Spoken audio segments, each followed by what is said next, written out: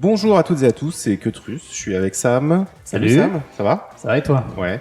On est également avec Jehan, qui est aussi Mister Box. Alors, il n'est pas au micro, mais peut-être on va. Voilà, vous l'avez entendu en fond. Et on est ici alors pour un hors-série un peu spécial de Comics Outcast, car nous sommes dans les locaux d'Ankama, en compagnie de Run. Bonjour Run.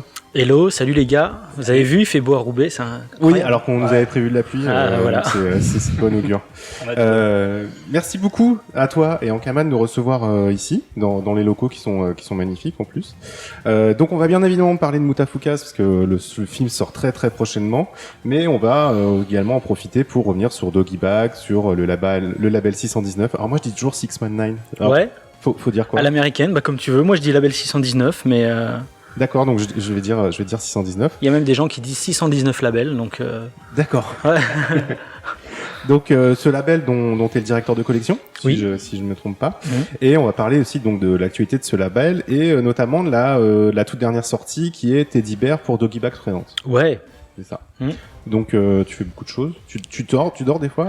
Bah je dors et figure-toi que j'essaye de dormir le mieux possible parce que c'est pas toujours évident d'être ultra focus quand t'es en manque de sommeil. Mais ouais, je fais attention à ça. Mais c'est vrai que la charge de travail est colossale. Oui, tu nous as dit que vous étiez pas beaucoup en fait. Non, bah dans le label 619, stricto sensus, on est vraiment 3. Après, il y a des gens qui s'occupent, par exemple Dorothée qui est notre chef maquettiste qui s'occupe du label 619 aussi, entre autres choses. Il y a Charlotte qui est là aussi pour nous aider, qui est assistante édito, mais sinon on est 3. Ouais. L'équipe, je veux dire, le noyau dur du label 619, c'est 3 personnes. D'accord, donc une petite équipe. Ouais. On va en reparler après de ce label, mais pour ceux qui ne te connaissent pas, est-ce que tu peux présenter un peu ton parcours oui, en résumé, ou autant que faire se peut, quoi, en tout cas. Alors, le problème, c'est que tu veux que je commence par quand? Bah, ce que tu veux, peut-être... Moi, je pense que ça peut être pas mal de commencer dès le début, parce qu'on va faire un petit rappel, tu es à la fois auteur, directeur de collection. Donc, dans auteur, il y a scénariste, dessinateur, coloriste. Ouais. Tout le monde fait pas ses couleurs. Tu es donc directeur de collection. Tu es du coup réalisateur depuis peu. Ouais. Enfin non, pas depuis peu, mais on le découvre assez récemment. Ouais. Ça fait énormément de choses. Bah, moi j'ai toujours ce problème de légitimité où je me dis tout le temps réalisateur, j'ai l'impression que t'es réalisateur à la fin de ta carrière quand t'as fait X films, tu vois. Donc tu vois ce que je veux dire? Ouais. Donc oui, j'ai réalisé, je suis scénariste, je suis dessinateur, tout ça. Mais c'est vrai que tout ça est assez nouveau finalement. Enfin, en tout cas, la reconnaissance est assez nouvelle. C'est vrai que moi je réalisais aussi des petits courts-métrages, tu vois, des petits trucs qui restaient sur le net et qui faisaient pas de bruit, quoi, j'ai envie de dire. Même au début, les premiers Doggy Bags, on faisait à chaque fois des petits courts-métrages qu'on tournait un petit peu en live. Bon, ça restait, tu vois, c'était à l'arrache, mais bon, c'était quand même une réalisation. Donc disons que c'est le statut d'un coup qui tombe, tu vois, le nom qui tombe, réalisateur, tu vois. Ah ouais, tu dis ok, maintenant je suis réalisateur. Ouais, t'es multicorde, du coup. T'as commencé dans le web. Ouais. Tu veux nous en parler vite fait? Oui, alors à la base, moi je bossais dans une boîte de multimédia qui s'appelait Teamschman. Et à l'époque, ils étaient précurseurs du contenu internet. Il y avait vraiment que dalle. Quand je te dis que dalle, c'est que tu tapais affaire de Roswell à cette époque-là, t'avais genre 2 sites en français, tu vois. Ouais. Donc il y avait vraiment que dalle sur internet. Et eux, ils avaient commencé à développer un petit jeu qui s'appelait Banja. Et à l'époque, c'était un petit jeu où tu étais dans une île qui s'appelait Hitland et c'était un truc vraiment ultra peaceful et machin. Et moi, je bossais là-dedans, je bossais dans cette boîte et j'étais coloriste dans cette boîte, quoi. Donc voilà. Et il fallait que ce soit le plus léger possible et il fallait optimiser à fond les courbes. Donc c'était vraiment un boulot technique pour le coup. Mais on avait la chance, on avait un boss qui nous disait vous avez une journée par semaine pour vous exprimer, pour développer éventuellement des nouveaux projets, tu vois. Et moi, j'étais déjà arrivé dans cette boîte avec sous le bras ma toute petite première BD de Mutafukas, qui était une espèce de version 0. Ouais. Et puis, moi, j'ai commencé à développer Mutafukas. Vu que je commençais à découvrir les joies de l'internet et de la vectorisation et de l'animation flash. Ouais. J'ai commencé à faire mes propres trucs. J'ai commencé à faire un petit site internet pour présenter un peu mon univers. Et il se trouve que ça a marché dans le sens où, il y avait des gens de l'autre côté du tuyau qui voyaient le truc et qui étaient contents de voir ça. Et voilà, c'est comme ça que ça a commencé, je veux dire, dans le dur du sujet, quoi. Ok. Parce que du coup, j'ai lu que le projet Mutafukas, tu l'avais commencé quand tu étais étudiant. Oui. Je te ramène loin peut-être. Non, mais t'as raison parce que moi c'est vrai que j'ai tendance à griller les étapes et en plus c'est très confus pour moi, les années qui passent, c'est juste un enfer. Donc ouais, quand j'étais étudiant, en plus le pire c'est que j'ai l'impression que c'était avant-hier, tu vois. Quand j'étais étudiant, ouais, j'avais commencé à développer la version 0 de ce qu'est Mutafukas aujourd'hui, quoi. C'est-à-dire c'était une petite BD en noir et blanc que je faisais dans ma chambre d'étudiant au Rotring. Et en vérité, j'avais commencé à créer cet univers parce que j'écrivais à ma petite copine de l'époque. C'était encore l'époque où on s'écrivait, tu vois. Et t'imagines, quoi, les SMS, les mails, c'était niette, quoi. C'était réservé vraiment au boulot, tu vois, du moins les mails. Et pour décorer un peu les lettres, c'était la période d'Halloween. Tu vois, c'était juste la reprise des cours. Et j'avais dessiné ces deux petits personnages. Enfin, les protos Vince et Angelino. Ouais. J'avais fait Angelino avec une tête de citrouille à l'époque et Vince qui avait déjà sa tête enflammée. Et voilà. Et au fur et à mesure, je me suis dit tiens, ils sont cool ces petits personnages, et j'ai commencé à faire une petite BD, vraiment pour le coup écriture automatique, improvisée, quoi. Ouais. Et voilà. Et au fur et à mesure que j'étais en écriture automatique, il y a une espèce de fil rouge qui a commencé à émerger, qui était déjà une proto-version du pitch de Mutafukas d'aujourd'hui. Ok. Et arrivé après l'opération Blackhead. Ouais, ça c'était quand même bien après. Donc du coup, entre-temps, je suis arrivé chez Tim Schman. Ouais. J'ai pu continuer à creuser l'univers Mutafukas au travers de sites web et d'animations flash. Et à un moment donné, voyant qu'il y avait un intérêt et qu'il y avait certainement des choses intéressantes à faire, j'ai proposé à la direction de l'époque de faire un court-métrage en disant voyons, c'est une bouteille à la mer, lançons-la et on verra ce qui se passe. Et ce qui s'est passé, c'est que donc je crois qu'on a mis 5 mois pour faire ce court-métrage. Moi, j'y connaissais rien, hein, tu vois. Donc voilà, j'ai fait un storyboard, on a fait les modèles 3D, on a essayé de faire le truc. C'était pour le coup avec les moyens du bord en mode artisanat total, tu vois. Et il se trouve que le court-métrage s'est fait connaître et a été notamment nommé, je crois qu'on dit, au Sundance Festival en 2003. C'était en 2003. Du coup, une petite renommée même internationale, hein, parce qu'après on a fait Sapporo, on a fait plein de festivals. Moi, j'y suis allé à aucun. Je suis resté à Lille. mais si tu veux, il y a eu un petit truc qui s'est passé par rapport à cet univers, si bien qu'il y a un gars qui nous a demandé, un mec qui était en train de produire une émission américaine pour le câble, qui nous a demandé si on voulait faire des petites pastilles Mutafukas pour mettre au sein de son programme. Et en fait, ça a échoué parce que tout simplement, on avait plein de trucs à faire. En fait, Tim Schman, on est passé d'une boîte de créa à une boîte de prod, si tu veux, pour dire les choses clairement. Ouais. Donc du coup, on avait un besoin de rentrer du cash régulièrement, et du coup on n'avait pas du tout de recherche et développement. Donc bref, le projet est tombé à l'eau. Moi je l'ai eu un peu mauvaise, je me suis dit putain c'est quand même con, on avait une opportunité de faire éventuellement quelque chose de cool. Ouais. Du coup au bout d'un moment je suis parti, je me suis dit bon là je sens qu'il n'y a plus vraiment de perspective dans cette boîte, donc voilà, j'ai mis les voiles en fait. Donc le court-métrage Opération Blackhead, on l'avait fait en 2002, nominé en 2003, et j'ai quitté Tim Schman en 2005 pour arriver chez Ankama en 2006, un an plus tard. Ok. Tu veux nous raconter un petit peu comment ça s'est passé, l'arrivée chez Ankama ? Ouais, alors si tu veux, c'était assez particulier dans le sens où, pour de vrai, je désespérais parce qu'à chaque fois que j'allais à la Fnac ou dans les librairies et je voyais les BD franco-belges qui sortaient, je disais mais je comprends pas qu'il n'y ait pas de place pour mon projet. Ouais. Parce que moi, entre-temps, j'avais commencé sérieusement à bosser sur la BD Mutafukas. Et parce que je m'étais rendu compte tout simplement que le travail d'équipe, c'est pas que c'est difficile, mais ça nécessite une structure, un budget, tu vois, un fond de roulement, un truc trop compliqué. Et quand j'étais seul aux manettes, seul aux commandes, bah voilà, ça n'impliquait que moi, quoi, tu vois. Donc du coup, la bande dessinée, c'était le meilleur moyen d'expression à l'époque. Et encore aujourd'hui, d'ailleurs, je trouve. Bon, bref, on en reparlera peut-être. Et à chaque fois que j'allais voir les maisons d'édition, en clair, elles me disaient non, enfin les mecs croyaient clairement pas au projet, pensaient qu'il n'y avait pas de lecteur pour ce type de projet. Du coup, clairement, je désespérais et j'ai accompagné un pote à moi, Danny Boy, pour un entretien d'embauche chez Ankama. Et lui, c'est un ancien de Team Schman aussi, donc on s'était rencontrés là-bas. C'est lui qui a fait le logo Mutafuka. Exactement, ouais. Exactement. Et c'est avec lui qu'on avait aussi monté une association qui s'appelait Semperfi, qui n'existe plus aujourd'hui, mais dans laquelle il y avait Rolito qui avait fait Patapon, le jeu, tu vois, sur PlayStation.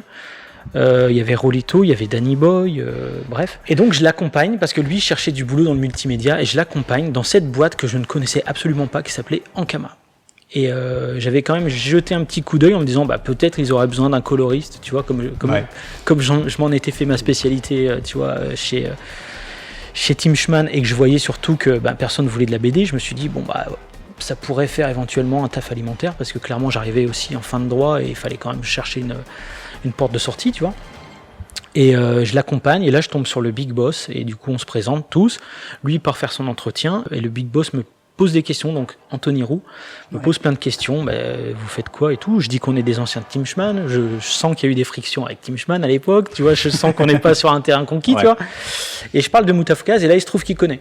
Et il me dit et qu'est-ce que tu fais quoi de cet univers là maintenant? Je dis écoute, je cherche un éditeur pour faire une BD. Et lui il me dit écoute, ça tombe bien, je veux monter une maison d'édition.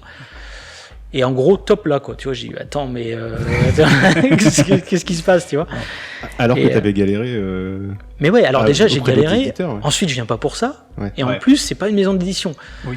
Et tu vois, et en plus, je comprends pas trop ce qui se passe. Et du coup, j'étudie la question. Et il me montre 2 trucs qui venaient de sortir, c'est-à-dire l'artbook Dofus et le manga Dofus, qui était fraîchement sorti de chez l'imprimeur. Ouais.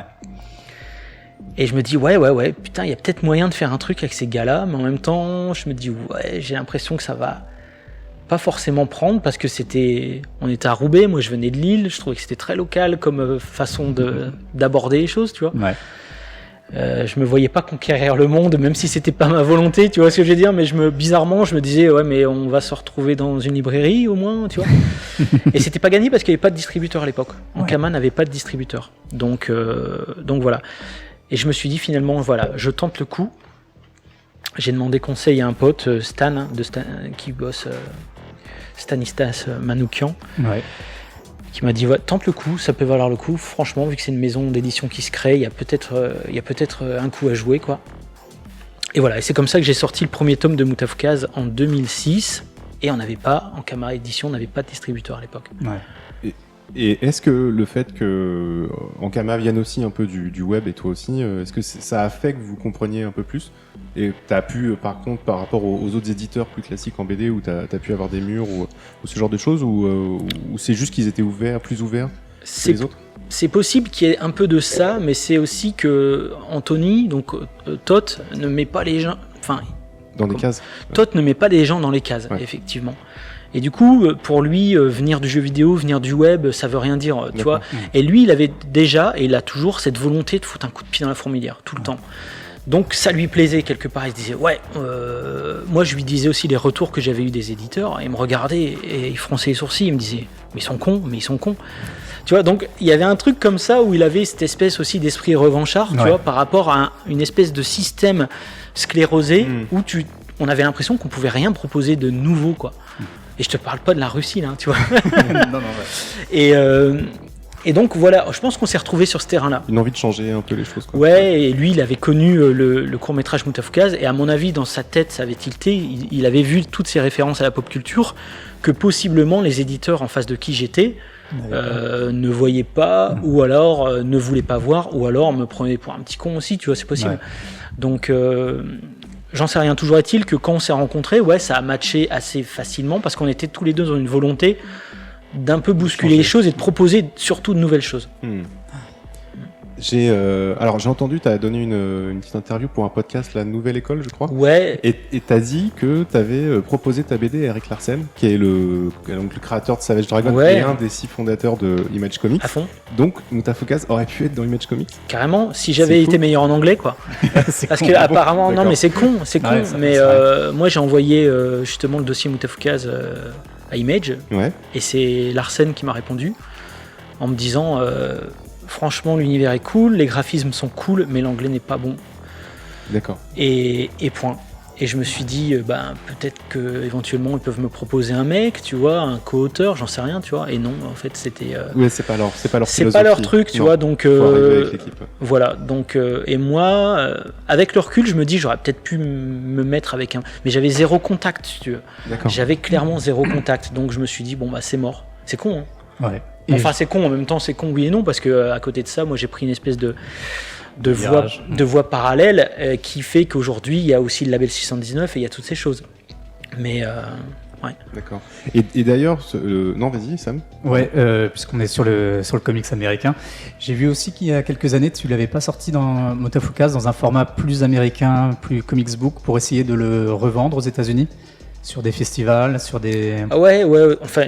C'était une espèce de... On fait ça de temps en temps, on l'avait fait pour Doggy Bags, quand Doggy Bags 2 n'était pas encore prêt pour présenter le Doggy Bags 2 et aussi le Doggy Bags 1, en gros pour présenter le concept Doggy Bags, on avait fait une espèce de tome 0 qui était pour les festivals. Et là c'était pareil, je suis allé à un festival de San Diego et pour faire connaître un petit peu le label 619 et Motofukas, on avait sorti... un petit bouquin de 32 pages, tu vois, format souple, très comics américain, mais ça a été juste un sample, quoi, tu vois ce que je veux dire ? Il n'y a pas eu de retour là-dessus ? Si, les gens kiffaient, en plus ils aimaient bien le nom, tu vois, ça leur changeait, tu vois. Et mais pas eu de retour. En fait, on était dans l'artiste alley, donc tu vois, il paraît qu'il y a des éditeurs qui passent de temps en temps, mais nous on n'en a pas vu, quoi. Ouais. Puis en plus, j'étais allé avec Yuck. Et on était au Comic-Con et on est avant tout des fans aussi, tu vois, et un peu des geeks, quoi. Okay. Donc on restait jamais au stand, tu vois. Donc on allait toujours voir les trucs et tout. On était quasi jamais dans le stand. Donc ça se trouve, on a laissé aussi passer des opportunités, j'en sais rien. Mais en tout cas, les gens étaient contents. Je veux dire, les lecteurs étaient contents, ils trouvaient ça cool, revenaient, demandaient une signature. Mais non, on n'a pas eu de touche particulière avec des éditeurs. Okay. Donc c'est la seule publication en anglais de Doggy Bags, du coup, qui a existé ou... Alors là, c'est de Motofukas. Motofukas, pardon. Ouais, tu veux la refaire ? Non, c'est bon. Je peux me tromper. Non, parce qu'on a eu... Bon, là, je rentre un peu dans le truc, mais il y a eu Titans Comics qui ont sorti le tome 1 de Motofukas, mais ça s'est tellement mal passé, je veux dire, la collaboration a été assez catastrophique que j'ai dit non, on arrête avec ces gars-là. Donc j'ai voulu reprendre les droits parce que c'était... Bon, je vais pas rentrer dans les détails, mais clairement, je trouvais que ils étaient pas bons, quoi. Et du coup, on a récupéré les droits. Donc les droits aujourd'hui américains sont libres. Ok. D'accord. Du coup, tu pourrais rechercher si tu avais envie. Ankama bosse avec Média Participation. Et dans Média Participation, il y a Mediatoon qui s'occupe de vendre nos titres à l'étranger. Donc là, ils devraient trouver un éditeur américain. Si c'est pas le cas d'ici juin, je pense que je vais passer directement par Comixology US parce qu'on a les contacts et ça se passe bien avec eux. Ouais. Très bien. Du coup, tu parlais de la Comic-Con, du fait que tu étais fan. Ah ouais. Moi, j'aimerais bien connaître un petit peu tes références dans l'univers du comics, ce que tu aimes, ce qui te fait vibrer, que ce soit des anciens titres ou des plus récents. Moi, je suis à l'ancienne. Hein. Je suis vraiment à l'ancienne. J'ai jamais été vraiment très attiré par tout ce qui est super-héros. Ouais.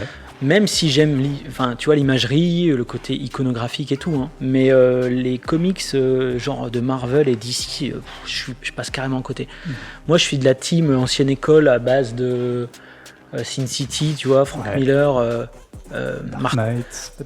Martha Washington, Watchmen, de cette équipe-là. Donc là, je te parle de comics vraiment à l'ancienne, mais dans les comics un peu plus récents, moi j'ai vraiment bien aimé The Authority par exemple. Ouais. Et sinon, je t'avoue que depuis que je suis passé directeur de collection du label 619, j'ai quasi plus le temps de lire, quoi. C'est juste l'enfer. Ouais. Et j'achète, hein, tu vois. J'achète les BD, je les lis pas, c'est un truc de malade, quoi. Mais et je suis à la fois, j'aime autant les comics que les mangas en fait, pour plein de raisons différentes. Et voilà quoi. Mais sinon. Et du coup, d'ailleurs là-dessus, en fait, c'est vrai que Motofukas, ça ressemble un peu à du comics. On voit qu'il y a t'as quand même des influences manga dessus, puis on voit que le film tu l'as fait avec un studio japonais. Du coup, toi, tu te positionnes comment là-dedans ? C'est voulu, ou c'est juste que tu t'es nourri de tes influences et que ça a donné Mutafukaze ? Ouais, c'est ça. En fait, c'est plutôt un accident. Mon style, si tu veux, quelque part, je l'ai pas choisi. J'ai pas décidé de quel style je voulais. En fait, c'est une succession de contraintes qui m'ont amené à un style. En fait, tu vois. Et forcément nourri aussi de mes influences manga, comics, mais c'est pas réfléchi, quoi. C'est vraiment de l'ordre de l'instinct et voilà. Et je pose ce que je pose et voilà. Effectivement, je tends parfois vers un petit peu des gimmicks propres au manga, mais en même temps, j'aime aussi.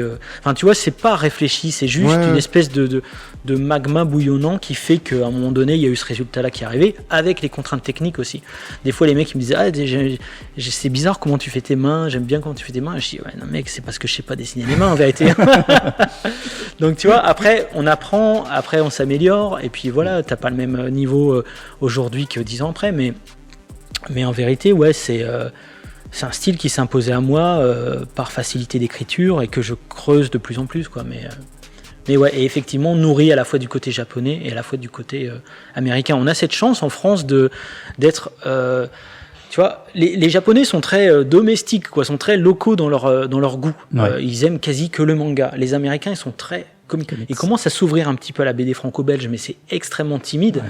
Et j'ai l'impression même que c'est un peu élitiste. Nous, les Français, on a à la fois notre propre style franco-belge et on est en plus super exposé au manga et super exposé aux comics américains. Je crois que c'est peut-être le seul pays, peut-être les Italiens à la limite, qui est dans ce truc-là. Donc je pense que vraiment la nouvelle voie de la bande dessinée, à mon avis, peut vraiment venir de la France. Ouais. Je pense. Oui, c'est d'autant plus étonnant que tu aies eu autant de mal à trouver un diffuseur, un distributeur, enfin un éditeur. Ouais, un éditeur. Ouais. Bah, ouais, puis ça a été la même chose pour le film, effectivement. Ouais. Donc tu vois, d'où ton lapsus. Mais je crois après que les mecs étaient un peu vieux. Je veux dire pas vieux. Moi, quelque part, ça se trouve, je suis un vieux pour les jeunes qui écoutent ou que je croise, tu vois. Ouais. Mais je veux dire ce qui se passe dans la tête, tu vois, ta façon de. Déjà, je me dis, ces gars-là, est-ce qu'eux-mêmes, c'est comment dans leur bureau, tu vois. Ouais. Leur bureau, t'as l'impression d'arriver chez le banquier déjà. À la base, il y a un souci, tu vois. On fait de la BD, on bosse dans la pop culture. À un moment donné, si toi-même t'es pas client de ce que tu fais, comment ça se passe, tu vois. Ouais. Donc, ouais, à un moment, je pense que si les mecs c'est des financiers, ça m'étonne pas qu'ils aient rien compris. Ah ouais. Enfin, après, peut-être je suis arrivé trop tôt. Après, peut-être que j'étais aussi. Peut-être qu'ils ont perçu ça comme une espèce d'arrogance, tu vois, cette espèce de volonté de vouloir foutre un coup de pied dans la fourmilière et de se dire ouais, on va changer les règles de la BD. Les mecs se sont peut-être dit aussi mais qu'est-ce que c'est que ce gars-là qui se prend pour un taulier alors qu'il a juste rien fait, quoi, tu vois. J'en sais rien. Mais du coup, est-ce que tu as l'impression d'avoir un peu ouvert une voie ? Parce que je pense que je sais pas quels éditeurs, et on s'en fiche un peu, c'est pas la question, que tu as rencontré à l'époque, qui était plus classique et du coup rejeté un peu ton travail. Je sais pas si tu as été voir l'association, mais qui était pas non plus complètement dans ton style. Ouais, en fait, tu t'étais quelque chose qui existait pas vraiment encore en France. Et donc tu l'as dit, tu as galéré. Est-ce que tu as l'impression d'avoir ouvert une voie et d'avoir montré, voilà, c'est possible de faire ça en France, de faire cette espèce de BD de genre, peut-être, je sais pas comment tu peux le définir. Mais... Ouais, c'est vrai que nous, à chaque fois, dans les maisons d'édition plus mainstream, on nous disait que c'était trop underground. Ouais. Enfin, tu vois, on nous disait, en fait, j'étais tout seul, mais tu vois, je pense déjà équipe, parce que je suis en train d'anticiper sur le label 619 dont on va parler après. Et dans les maisons d'édition underground, on était trop, à la limite, mainstream, ou trop accessible, ou trop, enfin, tu vois, pas assez intello, ou, voilà. Donc c'est vrai que le projet avait le cul entre deux chaises. Pour moi, c'était pas le cas, hein. Pour moi c'était limpide, c'est un nouveau truc et puis c'est tout. Après, est-ce que j'ai la sensation d'avoir ouvert une brèche ? Oui et non, c'est-à-dire que oui, je l'ai fait concrètement, mais ça se serait fait de toute façon, je pense. C'était une histoire de temps, parce que regarde, moi après quand j'ai publié Mutafukaze, les mecs sont arrivés, tu vois, Florent Maudou, Guillaume Saint-Gelin, ces mecs étaient prêts, ils ont pas attendu après Mutafukaze, ils étaient là, ils faisaient déjà ça. Donc si tu veux, je suis arrivé... Moi, j'ai essuyé les plâtres, en fait, pour tout le monde, en gros. C'est ça que je veux dire. Ouais. Et une fois que je suis passé de l'autre côté, j'ai tendu la main. C'est bon, on a fait une espèce de cheval de Troie dans le monde de la BD, quoi. C'est-à-dire, c'est bon, la voie ouverte. Tu vois, c'était ça, quoi. Ouais. Et après, on est sorti du truc et voilà, on a coupé les têtes, quoi. Non, tu vois, je déconne, c'est pour l'image marrante, quoi. Mais ce que je veux dire, c'est que oui, effectivement, c'était là, c'était présent. Je pense que je suis arrivé un tout petit peu trop tôt, ce qui fait que j'ai été un peu en galère. Après, je sais que quand j'ai sorti le tome 1 de Moutafoukaz, j'ai été contacté par Caster, tu vois, qui venait juste de se lancer, tu vois. Donc, à la limite, j'aurais peut-être fait le truc chez Caster, tu vois. Ça s'est joué à 1 an, en fait. Mais après peut-être aussi que Caster s'est lancé parce qu'aussi il y a eu Moutafoukaz qui a lancé un truc, je sais pas, je ne sais pas. Difficile à définir, mais forcément c'est... Ouais. Tu penses que ça serait fait de toute façon, que ce soit toi ou que ce soit Ankama ou autre part, c'est un mouvement en tout cas qui allait émerger en France. C'est comme le film de Jean en France, hein, clairement. Ouais, je pense que c'est toujours une histoire de temps, mais moi je suis plutôt de la team qui pense que les idées sont dans l'air du temps et presque t'appartiennent pas. Si tu veux, ça flotte, et puis de temps en temps, tu t'empruntes des idées à l'air du temps. Tu vois ce que je veux dire ?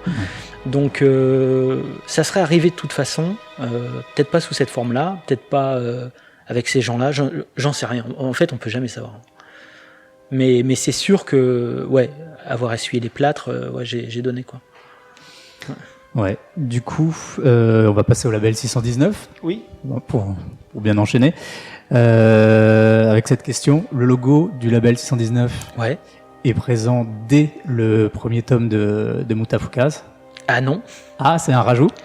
Il est arrivé à la 2e édition du tome 2. D'accord, ok. Ouais. Du coup, j'ai la 2e édition. Ouais. Et pardon, oui.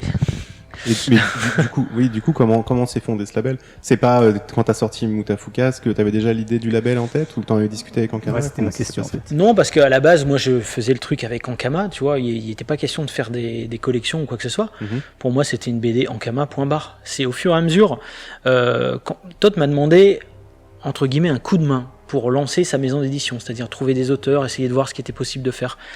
Et lui, de son côté, il continuait aussi à trouver des auteurs. Mais lui, il avait une orientation beaucoup plus éclectique. Et moi, j'étais très dans un truc, dans ce qu'est le label 619 aujourd'hui, c'est-à-dire la BD de genre, plutôt adulte, plutôt urbaine.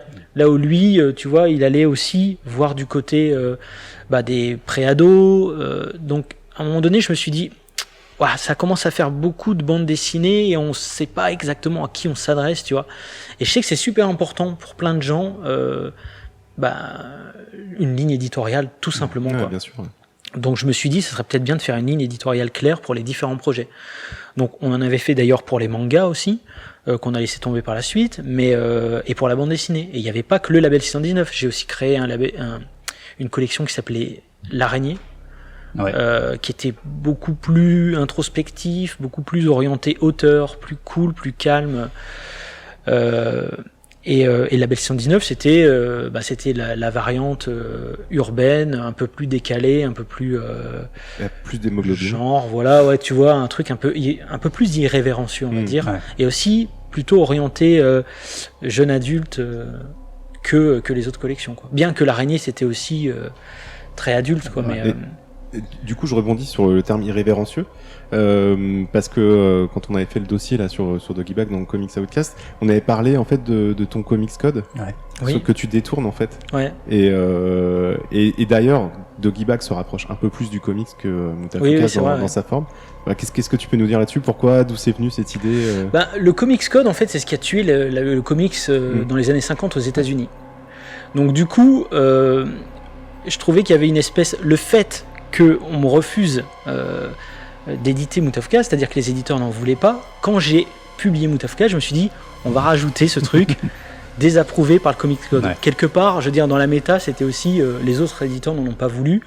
Cette BD ne fait pas partie de la famille de la bande dessinée française, quelque part. Il y avait ce petit côté-là. Et puis voilà. Mais à l'époque, le Comics Code, il a été créé dans les années 50 parce qu'on considérait que c'était le péril des jeunes. Tu vois, le péril jeune, dans le sens où ça allait mettre plein de mauvaises idées dans la tête des gamins parce qu'il y avait du meurtre, il y avait du sang. Et à l'époque, les mecs, ils avaient pas la télé, ils avaient pas la radio, ils avaient juste la BD pour s'évader. Du coup, ils avaient considéré, certains psychiatres avaient considéré que c'était extrêmement dangereux. Il y a une espèce de ligue comme ça qui s'est montée et il fallait absolument que ça passe par la censure. Donc tout ce qui était approuvé par le Comics Code, en gros, les distributeurs le distribuaient, ça se retrouvait en librairie, etc. Par contre, tout ce qui n'avait pas le sceau approuvé par le Comics Code, c'était mort. Les mecs, ça a tué carrément en filon parce que les mecs n'étaient plus distribués en librairie. Du coup, ça a tué toute créativité aux États-Unis. Et d'ailleurs, je trouve ça marrant que, pour la petite parenthèse, Comics Bureau ont repris ce truc-là dans Infinity 8. Par contre, ils ont mis Approved by Comic Code. Donc, je sais pas s'ils ont bien compris la signification du truc. Mais en gros, quand c'est approuvé par le Comics Code, c'est que la censure est passée par là et qu'en gros, tu vas rien trouver de très original ni grinçant. Tu vois ce que je veux dire ?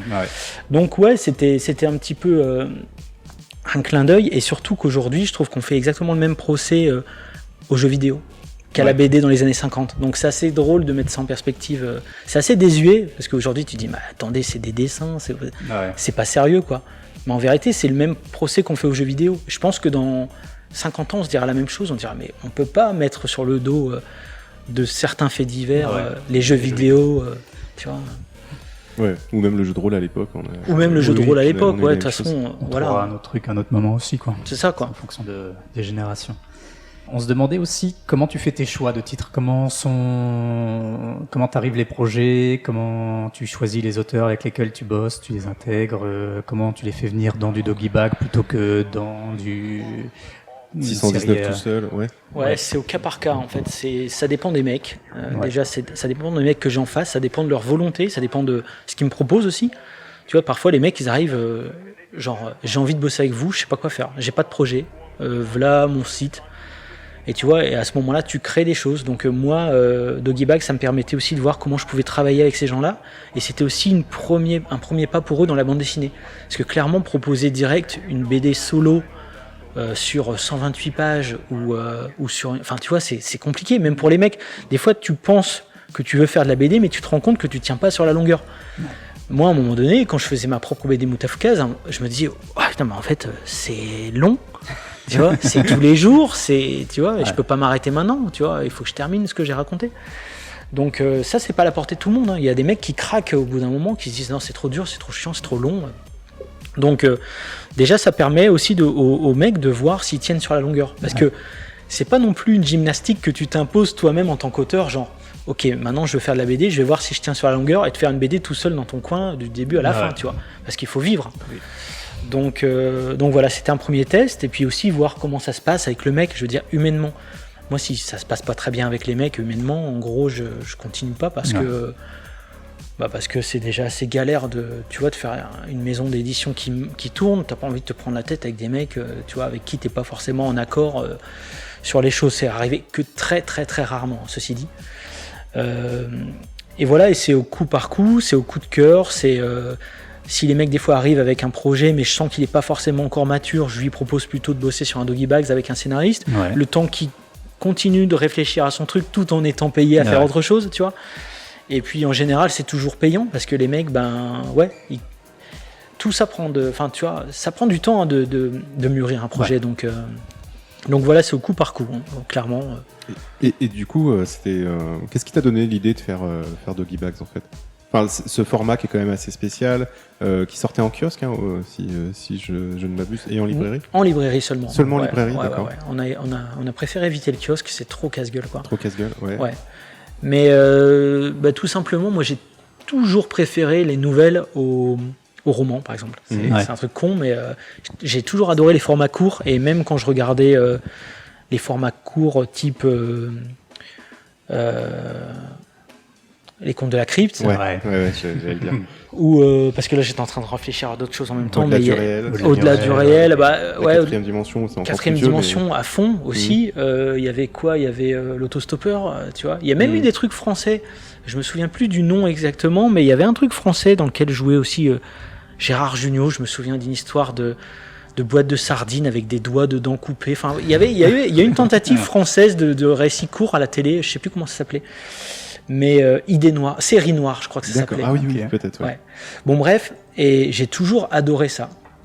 Et un jour, j'étais au Comic Con de San Diego et je vois des mecs qui rééditent les BD justement dont on parlait juste avant, qui avaient été censurés par le Comic Code de chez EC Comics, qui était très basé sur l'exploitation, l'horreur et tout ça.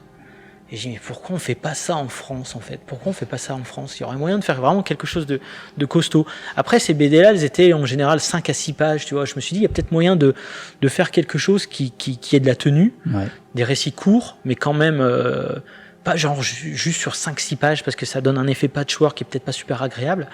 Et je me suis dit, pourquoi pas faire un truc comme ça avec des récits courts qui se tiennent de A à Z, et qui soient cohérents les uns avec les autres, avec une charte graphique. Donc voilà, je suis rentré en France, j'en ai parlé à Guillaume Singelin, j'en ai parlé à Florent Maudou, j'en ai parlé à Yuck, parce qu'il fallait aussi une charte graphique qui soit vénère et qui rende le tout très cohérent. Yuck, pour l'histoire, c'est... il bosse avec moi sur le label 619 depuis le début et c'est avec lui qu'on a monté toute la charte graphique. On se connaissait déjà depuis Tim Schman, donc ça fait 20 ans que je connais. On a les mêmes références, on se comprend, on n'a même pas besoin de se parler à la limite. Tu vois, il voit très bien le projet, exploite, machin, bam, direct, il a ses typos en tête, il fait le truc, ça match. Donc je savais, tu vois, Yuck, s'il n'était pas au label 619, je sais même pas s'il y aurait vraiment un label 619 à vrai dire. Je me serais pas engagé dans ce truc-là sans lui, Sans lui, parce que c'est du travail de faire cette charte graphique, que les titres se répondent en termes de cohérence graphique, tu vois, c'est un truc costaud. Donc bref, et je leur propose cette idée de faire Doggy Bag, c'est-à-dire une anthologie de récits courts, un peu horrifiques, un peu exploit et tout le monde est chaud. Donc je dis allez, on y va. Mais clairement, on savait pas on savait pas où on foutait les pieds, quoi. Et moi encore moins, si tu veux.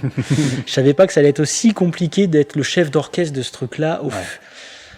À la fois, j'avais ce fantasme de me dire, ce serait bien qu'on en fasse 2, 3, 4, 5. Ce serait génial qu'on aille jusqu'au 13. Tu vois, je me disais ça à l'époque.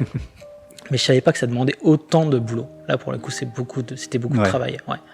Beaucoup de travail parce que c'était beaucoup de nouveaux auteurs qu'il fallait aussi accompagner et qu'il fallait diriger dans un truc qui ne soit pas de la parodie, qui reste un hommage au genre, tout en ayant quand même un certain recul. Enfin, tu vois, le curseur était pas forcément évident à trouver, tu vois.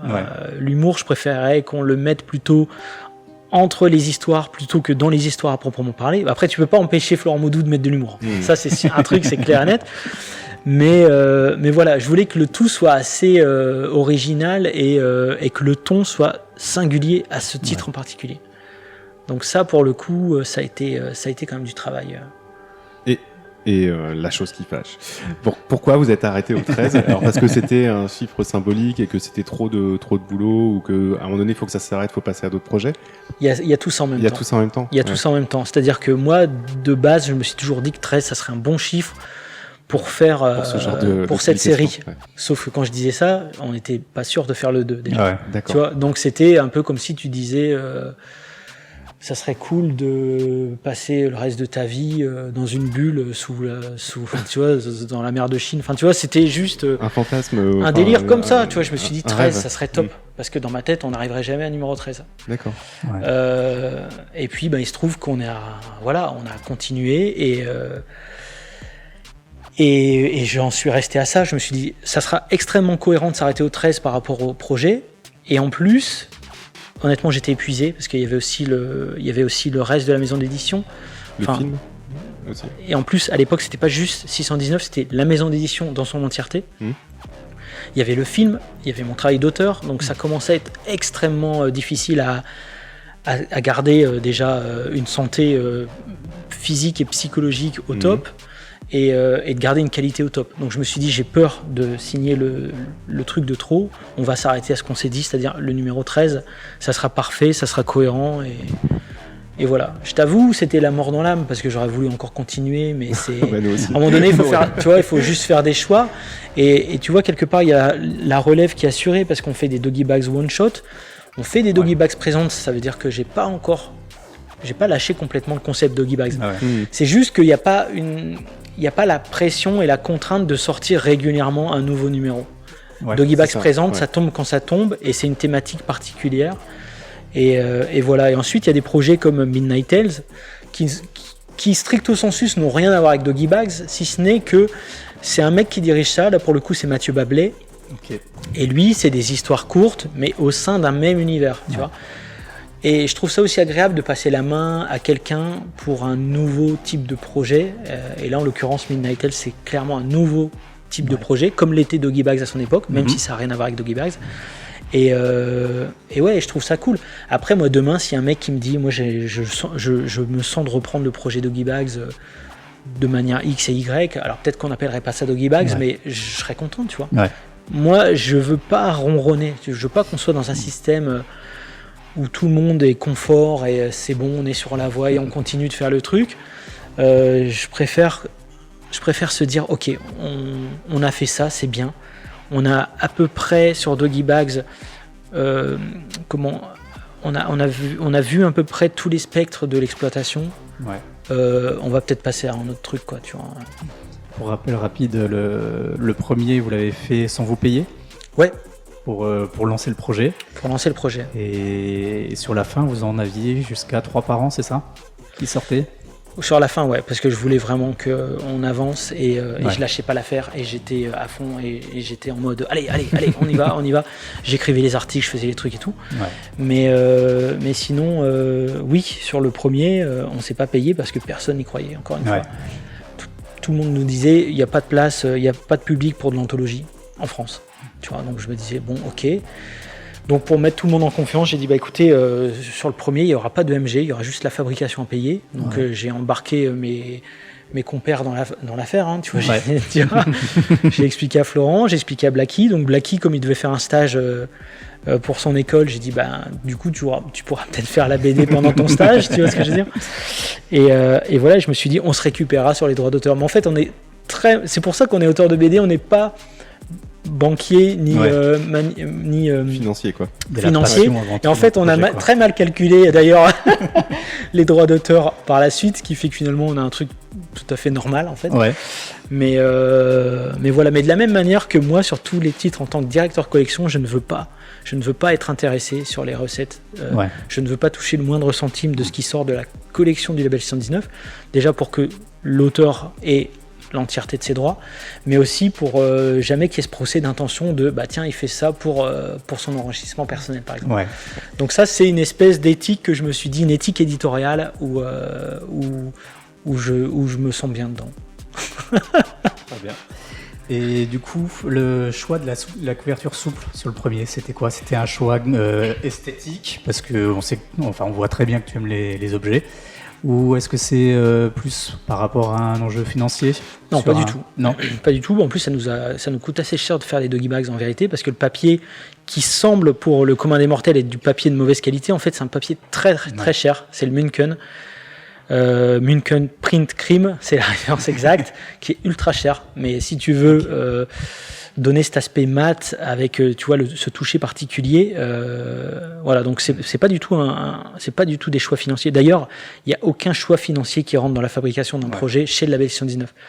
On veille à pas faire n'importe quoi, tu vois, mais on veille surtout à la cohérence de ce qu'on raconte, de ce qu'il y a dedans, de l'objet. Le reste, je veux dire, on se dit toujours ça suivra.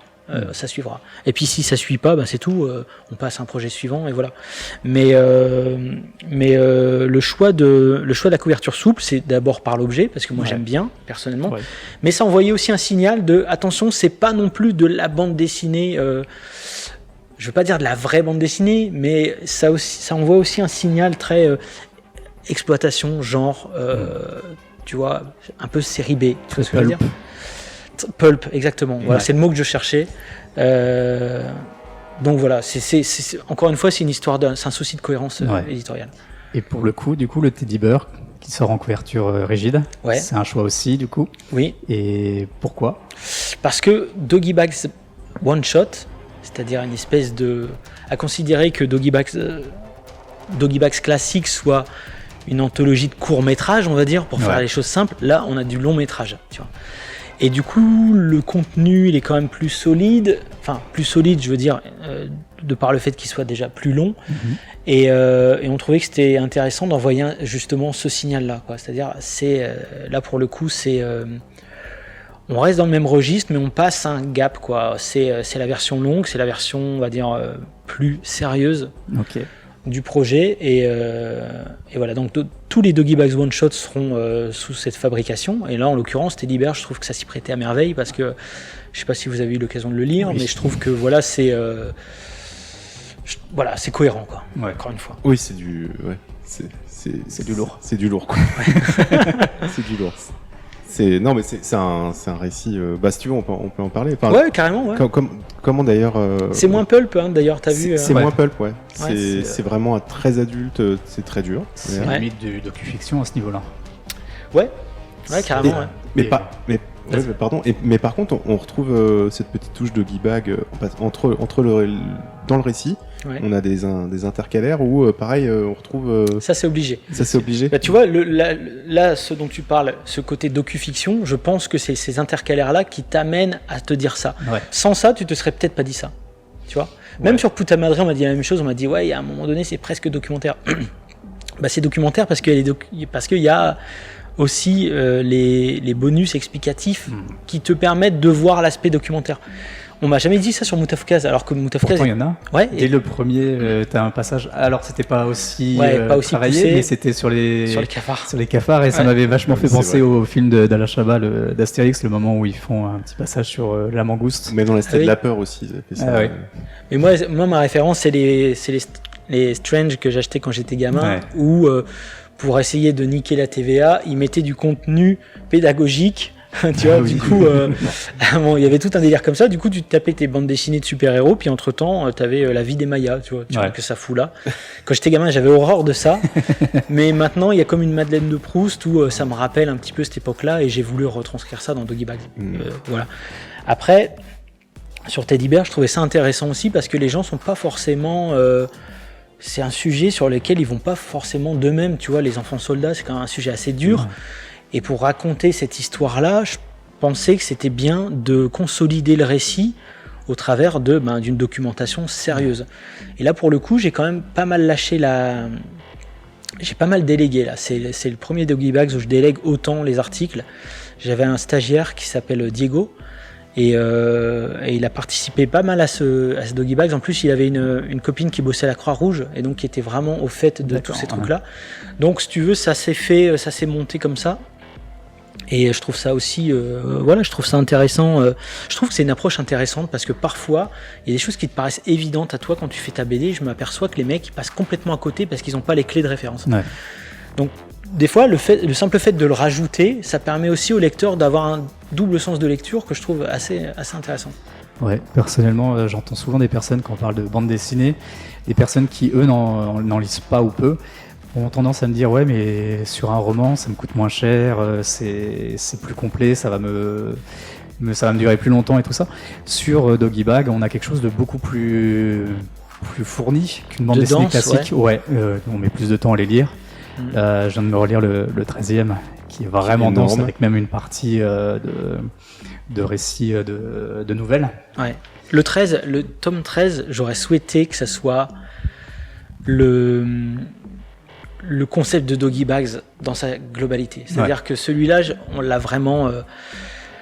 je me suis vraiment donné à fond dessus. Je me suis dit, allez, on y va, une petite histoire, la nouvelle, le machin, les articles.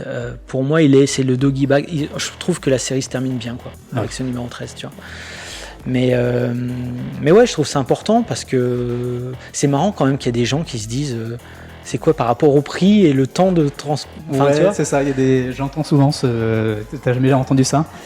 J'ai déjà entendu, mais jamais en live, jamais personne qui me parle de ça. Et ce qui est marrant, c'est que du coup, ces gens-là, en général, quand ils parlent de jeux vidéo, ils disent ouais, mais c'est une perte de temps. Alors que t'as envie de dire, non, mais dans ce cas-là, le contenu, t'en as pour 10 heures de jeu, là où sur un DVD, t'en as pour 2 heures de film. Tu vois, je trouve ça assez étrange de comparer la durée la quantité, tout ça. Ouais. C'est très bizarre. Le rapport. La productivité, quoi. Ou une fois j'avais lu dans une critique, c'était sur une BD qu'on avait sortie, Pandala, qui était sans parole. Ouais. Le mec trouvait que le fait qu'il n'y ait pas de parole, la BD devrait être moins chère, tu vois. Non mais tu vois ce que je veux dire ? C'est très bizarre. D'accord. Ok. Pourquoi ? Ah oui, d'accord. Ok. Bah, encore une fois, c'est ce temps passé, c'est le temps investi par rapport au coût que ça lui a coûté. Ouais, ça lui a coûté, ouais. Ouais, très très bizarre comme façon de voir les choses, mais bon. Et du coup, là, tu sais quels titres vont sortir dans soit Doggy Bag Watch Shot ou Présente ? Alors, ce qui est très particulier dans la bande dessinée, c'est qu'on a toujours, en gros, 1 an et demi d'avance sur ce qui va sortir. Donc, je sais déjà ce qui va sortir dans 1 an et demi. On est en train de bosser dessus. Donc oui, sur Doggy Bags Présente, il y a un bouquin là qui est en train de se finir qui s'appelle Maple Square. Donc c'est Ludovic Chénaud et Asteda qui bossent en binôme. Et donc voilà. Et oui, nous on est toujours dans le futur, quoi. Ouais. Tu vois, donc que ce soit sur l'univers de Mutafukaz, Midnight Tales, les Doggy Bags Présentes. Par exemple, là on est en train de bosser sur un Doggy Bags, je vous le dis en exclu. Ouais. Sur les rednecks, c'est vraiment sur l'univers redneck, ça sera redneck à 100%.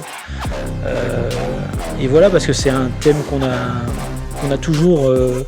Enfin, tu vois, c'est présent dans la culture Doggy Bags, mais on n'a jamais mis le focus dessus, tu vois. Ouais. Et là, on s'est dit, bah tiens, c'est cool, on a 2 histoires qui pourraient coller. On en a commandé une 3e, et puis voilà, on est en train de creuser le sujet, et il sera vraiment cool. Et voilà, on bosse comme ça, en fait. Il n'y a pas de stratégie particulière. C'est plutôt, encore une fois, au coup de cœur. Ouais, le projet qu'on te présente ou ce genre de choses. Et d'ailleurs, avec Doggy Bags, t'as eu au fur et à mesure de plus en plus de personnes qui sont venues te voir, qui t'ont sollicité pour des titres ou ce genre de choses. Il y en a eu, mais très peu finalement. Ah ouais. Bon, après, pour le truc, je me suis rendu compte que l'adresse qui est dans le Doggy Bags, elle amenait à rien. C'est vrai. Les mecs. Bah attends, ça a duré que je t'ai contacté. Ça a duré super longtemps. Parce qu'après, j'ai refait la connexion. Ah ouais. Je dis, mais et les mecs, je parle des mecs, des techniciens d'Ankama, je dis, mais c'est normal, je reçois jamais de mail. Et je me suis envoyé un mail, je l'ai pas reçu. Ah bah non, t'as pas cette adresse mail, mais elle était là au début, tu vois ce que je veux dire. Quand je suis arrivé, c'était mon adresse mail, et puis après elle s'est transformée, et puis bon bref. Donc ça se trouve, t'as eu plein de demandes de... C'est possible, mais après les mecs, c'est facile de me retrouver sur internet et tout, donc en plus je suis très disponible sur les réseaux sociaux. Mais bon, ça c'est pour la petite histoire. Mais en général, on avait beaucoup de projets parodiques. Si bien que je me suis dit qu'effectivement le vecteur était pas si évident que ça à placer. Pour quelqu'un qui maîtrisait pas l'univers à 100%, on avait beaucoup de projets parodiques, ouais. Alors que nous on était plutôt dans l'hommage, quoi. Donc des fois la frontière est assez fine. Oui, c'est vrai. C'est de l'hommage, c'est de la référence, comme tu disais au Conte de la Crypte, ce genre de choses là. Et c'est jamais une parodie. Et c'est ça qui est, la parodie, il y a toujours un petit côté méprisant, je trouve. Tu vois, du sujet. Ouais. Il y a un petit côté rigolus. Tu vois, moi je recevais des trucs genre l'invasion des patates venues de l'espace. Je me dis, attends, c'est pas ça Doggy Bags, tu vois. Mais le mec, lui, il avait perçu ça de Doggy Bags. Donc je me suis dit, c'est marrant entre la perception que les gens ont et toi, ce que tu crées, il y a toujours une marge assez cosmique, obscure, chelou, quoi. Ok. Sam, t'avais d'autres questions sur le label 119 ? Ouais, j'aurais bien voulu savoir du coup quels sont les autres projets qui continuent prochainement. Il y avait Bayou Bastard qui est... À fond. Ouais. Prochainement. Ah ouais, bah, là il est en train de bosser grave dessus, Neyef. Ouais. Et Armand d'ailleurs, ils sont dessus. Armand est déjà en train d'écrire le tome 3, parce que ça sera en 3 tomes. Neyef, j'étais vraiment embêté dans le sens où quand je suis arrivé avec le projet Puta Madre, il est arrivé avec son projet Bayou Bastardise. Ah, je me suis dit, merde. Il va y avoir un télescopage de projet, quoi. Donc, il avait vraiment envie de faire Puta Madre, mais il voulait vraiment aussi faire Bayou. Donc, on s'est mis d'accord. J'ai dit, bah écoute, fais Bayou. Ouais. Une fois que t'as fini Bayou, si t'as toujours envie, on enchaîne sur Puta Madre. En plus, ça te donnera une exposition peut-être supplémentaire. Et du coup, tu réenchaîneras sur Bayou 2 et Bayou 3. Tu vois, donc on a fait les choses comme ça. Du coup, désolé pour tous les fans de Bayou. Puta Madre, ça a reculé la sortie de Bayou 2. Mais je pense que c'est pour un bien, finalement. Ouais. Parce que lui, il a mûri aussi entre-temps. Et l'exposition de Puta Madre a fait que ça a remis, tu vois, Bayou 1 au devant des libraires. Donc je trouve c'est plutôt pas mal. Hein. Ouais. Alors Puta Madre, c'est dans l'univers de Mutafukaz. Ouais, c'est le premier spin-off de Mutafukaz qui peut être lu sans avoir lu Mutafukaz. Ce qui est assez drôle d'ailleurs, c'est que j'ai pas mal de lecteurs qui qui ont découvert mon taf au travers de Puta Madre et qui sont venus à Mutafukaz après. Ouais. Tu vois, donc ça c'est assez marrant parce que moi à la base j'avais fait ça vraiment pour les fans de Muta, quoi.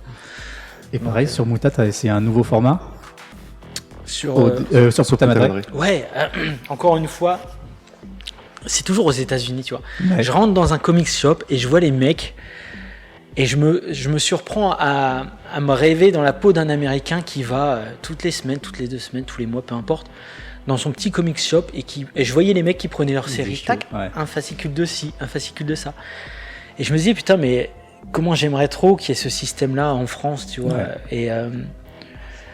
Et je me suis rendu compte que les gens, ils étaient de plus en plus chauds ils aiment plus attendre. C'est-à-dire que tu peux plus attendre 1 an et demi entre 2 tomes de BD. Les mecs, ils sont plus du tout chauds pour ça. Dès qu'il y a une série qui sort, c'est à la course à celui qui va le voir en premier, tu vois, avant tout le monde. Les mecs sont grave au taquet. Et je me suis dit que les lecteurs étaient peut-être prêts pour un système de sérialisation de la bande dessinée en France. Du coup, j'ai tenté de la faire, quoi. Et du coup, quels sont les retours dessus ? Est-ce que c'est quelque chose que tu vas refaire ? Extrêmement bon, parce que les gens étaient vraiment contents. Le truc aussi, c'est qu'on l'a fait en édition collector. Ouais, c'est ce que j'allais dire. Voilà, parce que c'était aussi un test, et puis je tenais à donner une valorisation au projet tel qu'il était pour les old-timers, enfin, en tout cas pour les Happy Few. Et vous avez vu ça ? C'est pas Barack Obama, mais c'est un moustique. Il vient d'attraper un moustique. J'ai pas attrapé en plus, je crois qu'il est encore là. Ah oui, je vois. Ah zut. Et ça sera pas pour cette fois. Et donc, et du coup, il y a ce côté un peu Happy Few, c'est-à-dire récompenser les mecs qui étaient là au début du projet avec une édition collector. Et voilà, donc on a eu d'excellents retours. Et je compte faire ça pour d'autres projets, mais on veut pas faire ça de manière systématique. D'accord. Tu vois, par exemple, un titre comme Shangri-La ne peut pas se présenter comme ça. Tu vois ce que je veux dire ? C'est vraiment là pour le coup, c'est pareil entre son récit, son dessin et l'objet. Il y a vraiment une osmose totale, quoi. Ouais. Sur Puta Madre, c'est pareil. Tu vois, le projet a été pensé pour la série. Donc, si bien que dans l'intégrale, j'explique au lecteur de peut-être faire une pause entre chaque chapitre, de manière à pas tout lire parce qu'il n'a pas été pensé comme ça et peut-être que ça serait indigeste. Donc voilà, quand le projet s'y prête, là par exemple je suis en train de bosser sur un second spin-off de Mutafukaz et là clairement ça s'y prête aussi. Parfait. Donc on va reproduire l'expérience. Du coup sur Tigre, c'est ça ? Non, je dis rien. On n'aurait eu qu'une exclue. Bon, il y a Tigre dedans, effectivement. Cool. Tu l'as vu sur Instagram. Je sais plus où je l'ai vu, mais je l'ai vu quelque part. Ouais, bon. Donc il sera là, Aïe, les moustiques nous embêtent. Et puisqu'on est sur les spin-offs, tu as une idée déjà de combien tu voudrais en faire, des personnages que tu aimerais voir mis en avant ? Ouais, alors sur les spin-offs, je sais qu'il y en a un en cours. Ouais. Là, je suis en train de bosser sur l'arc 2 de Mutafukaz et je pense que j'en aurais fini de l'univers Mutafukaz. Ceci dit, j'ai dit ça aussi au tome 5, tu vois. Mais en tout cas, pour l'instant, je veux pas. Encore une fois, c'est comme pour Doggy Bags 13. C'est-à-dire, j'ai pas envie de tirer sur la corde d'un truc que je sens pas au fond de mes tripes. Puta Madre, j'avais besoin de le faire. À un moment donné, ça s'est imposé. J'ai repoussé en plus parce que je me disais non. Je sentais les premières idées arriver et je me disais non, il y a trop de taf, il y a le film, il y a Doggy Bags, vas-y, fous-moi la paix. Et à un moment donné, il était trop là, et je me suis dit, ok, maintenant je l'écris, je suis obligé de le faire. C'était vraiment un besoin que ça sorte. Le second spin-off de Mutafukaz, c'est pareil. Le truc était là, il fallait absolument que ça sorte. L'arc 2, pareil, la même façon. Donc l'arc 2, c'est une exclue ? Ouais, je pense pas en avoir parlé. Je l'avais pas vu du coup. Donc, donc l'arc 2 creuse là. Donc l'arc 2. C'était une question que j'avais pour moi. J'ai mis juste une image sur Instagram, c'est vrai, mais j'y suis pas allé plus loin. Tout le monde a compris que c'était Mutafukaz 2 qui démarrait, quoi. Mais peut-être un peu trop tôt, j'en ai peut-être parlé un peu trop tôt. Mais là, je suis sur l'écriture, je suis sur le découpage. Et là, il y a la tournée du film qui me prend énormément de temps, donc c'est pas évident encore une fois, de faire tout en même temps. Ouais. Mais c'est sur les rails. Et c'est super agréable en fait les spin-offs ou les suites parce que l'univers est posé.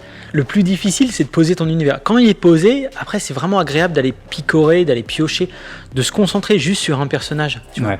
il y a plein de gens qui me disent aussi puta madre, j'aimais bien comment tu vois ton approche, j'aimais bien parce que c'est plus ils ont l'impression que c'est plus construit ou plus mûr que Moutafoukaz. En fait, oui et non. Je pense que Moutafoukaz déjà c'est une première œuvre, donc je mettais tout dedans et voilà, de manière complètement intuitive et organique. Puta madre, c'est beaucoup plus facile, l'écriture est très facile. Tu suis un seul personnage et en plus t'as une didascalie quoi. Ouais. C'est presque un boulot de feignant en vérité. Dans le sens où c'est facile, tu vois, t'as pas une pléthore de personnages à gérer, les choses te viennent de manière très naturelle et voilà. Mais c'est aussi une écriture que j'aime bien et voilà. Et puis ça, enfin, je veux dire, le premier Moutafoukaz c'est 2005, et donc ça existait même avant en fait. 2006, pardon, c'est ça ? 2006, ouais. Donc c'est normal que c'est mûri et que mais c'est ça. Et tu connais tous tes personnages. C'est ça. Moi, quand j'ai commencé à dessiner le personnage dont il est question dans Puta Madre, je vais pas spoiler si jamais les lecteurs n'ont pas lu, mais j'avais pas les détails de son cursus, mais je savais qu'il avait vécu des trucs difficiles. Je savais qu'il avait une jeunesse extrêmement merdique. Je savais qu'il était passé par un gang de motards. Je savais plein de choses. D'instinct en le créant en fait tout simplement mais pas dans les détails, pas dans les détails, voilà, c'est ça. Mais du coup, et sur tous mes personnages de Moutafoukaz, j'ai un background qui est encore une fois pas dans les détails, mais j'ai un background sur Bruce Maccabée, j'ai même une origin story sur Vince.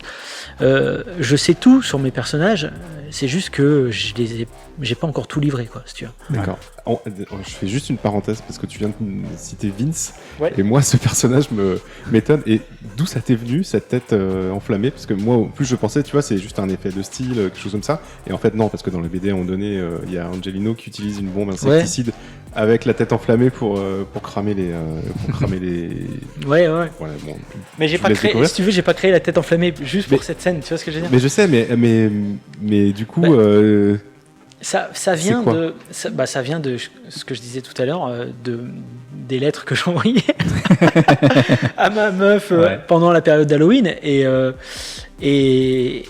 la tête enflammée, c'est très Halloweenesque, tu vois, dans l'idée, même si dans ma tête c'était très Doom.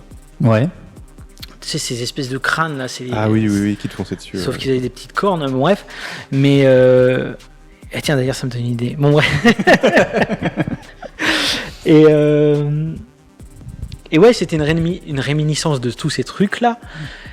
Et après, une fois que j'ai décidé de garder ce personnage-là, voilà, il fait partie du background de l'univers. Et ensuite, ces flammes, si elles sont juste là et qu'elles servent à rien dans l'histoire, de temps en temps, je leur donne une utilité. Mais dans l'idée, tout s'est construit autour, comme tu dis, juste de gimmicks. De design. Le but aussi de Moutafoukaz, c'était de créer des personnages qui soient complètement en marge du reste de l'univers. C'est-à-dire Vince, Angelino et Willy, tu les revois nulle part dans la BD, quoi. Ouais.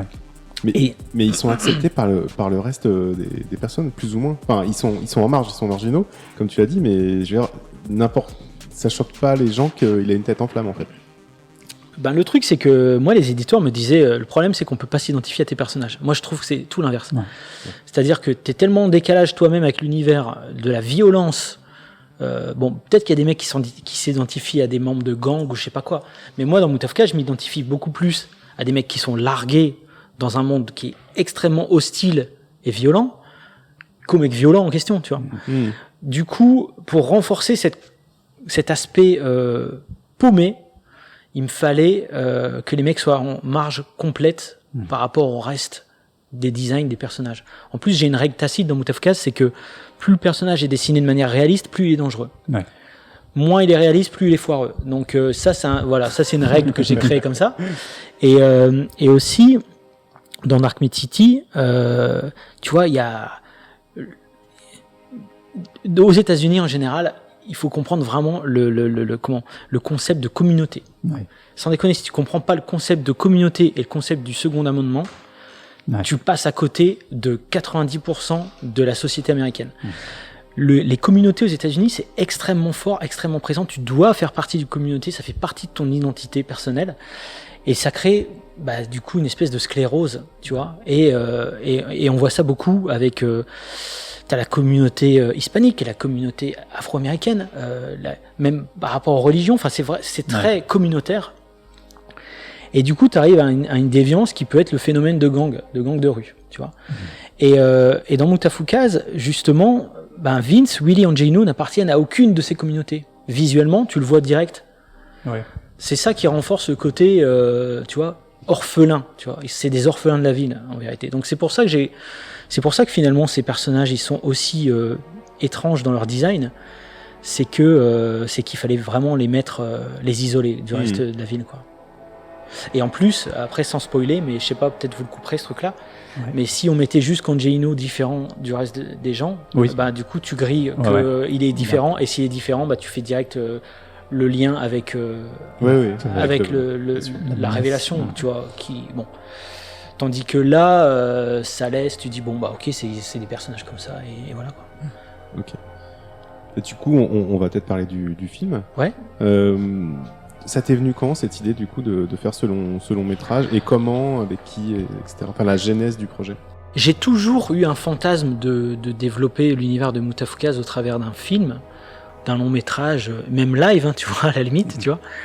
Mais au tout début, quand je créais l'univers de Mutafukaz, il n'y avait pas de finalité particulière. Ça pouvait être à la fois un jeu vidéo, ça pouvait être une BD, ça pouvait être un film, ça pouvait être une série animée, ça pouvait être plein de choses. Et donc j'avais toujours, comme j'ai commencé aussi par un court-métrage en 2003, en faisant ma BD, j'ai toujours de toute façon une approche cinématographique de ce que je fais. Mais jamais je me suis dit, ok, maintenant j'ai envie de faire un long-métrage d'animation et c'est parti, je fais tout pour le faire. En fait, c'est juste une opportunité qui est tombée à ce moment-là. Il y a Anthony Roux, le boss d'Ankama, qui a rencontré le studio 4C quand il était au Japon. Ouais. Et lui, il a toujours voulu faire une collaboration avec les Japonais. De toute façon, c'est un truc qui remonte à Ulysse 31, tu vois, il y a une longue histoire de collaboration entre Français et Japonais dans l'animation. Et il se trouve que quand il a présenté Ankama et ce qu'on faisait au sein d'Ankama, elle a vu Mutafukaz, la bande dessinée Mutafukaz, et elle a dit, si collaboration il y aurait avec vous, on voudrait peut-être plus faire par rapport à cet univers-là qui est très proche de notre ADN. Eux, ils sortaient d'Amer Béton. Ouais. Et je sais que Tot, la première fois qu'il m'a rencontré et qu'il a vu Mutafukaz, il m'a direct parlé d'Amer Béton, que je connaissais pas, la BD. Et l'année de la sortie du tome 1 de Mutafukaz est sorti au cinéma Amer Béton. Et Tot m'a dit, putain, ce qui serait génial, c'est que un jour on fasse un film Mutafukaz avec cette équipe-là. Ouais. Je me suis dit, ah ouais, ça serait génial, mais tu vois, ouais, ça serait génial, comme plein de choses, que ce serait génial que d'inviter De Niro à manger un soir, tu vois, un barbecue, tu vois. Et il se trouve que, à un moment donné, il y a l'opportunité qui tombe pour de vrai, c'est-à-dire que d'une certaine manière, la fiction rejoint la réalité là pour le coup. Et tu te dis, on fait quoi, tu vois. Les mecs sont dispo, c'est maintenant, on y va, on fait quoi? On y va, ok, go, c'est parti, on y va. Et encore une fois, Tot a toujours cette volonté de mettre un coup de pied dans la fourmilière. Et lui, quand il a lancé ce projet de film de collaboration avec les Français et les Japonais, c'était dans cette dynamique-là aussi. Donc voilà, c'est comme ça que ça a commencé. Ok, super. Alors t'as fait pas mal d'adaptations en fait de la BD pour le film, sans qu'on spoile trop. Ce travail, c'est toi qui l'as fait, c'est avec d'autres personnes, c'est pour des raisons de changement de médium. L'adaptation, elle était nécessaire parce que dans un film d'1h30, tu peux pas résumer 600 pages à moins de rusher de malade. Et non, tu peux même pas rusher parce que dans Mutafukaz, sans spoiler, il y a des événements qui ont lieu qui n'ont de sens que si tu as lu le tome 0. Donc d'un coup, tu rajoutes 200 pages dans les... Enfin, tu vois, c'est impossible. Ouais. Donc, il fallait faire des choix. C'était soit ça, soit il n'y avait pas d'adaptation. À un moment, j'ai même réfléchi à faire, pourquoi pas, une histoire qui n'a rien à voir avec l'histoire originale. Ah oui. Mais je me suis dit, ça n'a aucun sens, vu qu'on est là pour faire l'adaptation de la BD. Donc du coup, je m'y suis collé en me disant, il va vraiment falloir que je mette des choses de côté. Donc, j'ai réfléchi à qu'est-ce qui nécessitait 600 pages dans ce que je racontais. Et de ça, j'en ai retiré le squelette du récit. Et je me suis dit, ok, Mutafukaz, ça raconte l'histoire de 3 losers confrontés à une force qui les dépasse. Par-dessus se greffe une histoire d'amour, une histoire d'amitié. Et voilà ce que raconte Mutafukaz. Ouais. Voilà. Tout le reste, c'est du bonus. C'est cool, ça fait plaisir. Mais c'est pas nécessaire à ce que je raconte dans le fil conducteur. Et ça n'a pas été trop dur de faire ces choix? Mais si, évidemment. Parce que, en fait, t'as envie de faire une série. Ouais. t'as envie de dire 1h30, vous êtes sûr, on peut pas pousser à 2h, 2h15, 2h30, tu vois. À un moment donné, l'1h30. Le budget. Ah ouais, c'est une question de budget. C'est pas des questions de format, et de format aussi, c'est-à-dire que on a eu des retours pour donner toute la chance à un projet. Au-delà d'1h30, c'est plus facile. Enfin, c'est plus facile pour les exploitants de salles si le film n'est pas trop long. D'accord. Parce qu'ils peuvent programmer 2 séances, tu vois, dans la soirée. Donc il y a ça, puis le budget, clairement au début on était parti sur 1h45, on avait une animatique d'1h45, et au moment du go de la prod, on a dit go mais pour 1h30, tu vois. Donc c'est un travail qu'il a fallu refaire encore derrière. Juste pour les auditeurs, peut-être l'animatique, expliquer... L'animatique, c'est le brouillon du film. C'est tout simplement des images mal dessinées.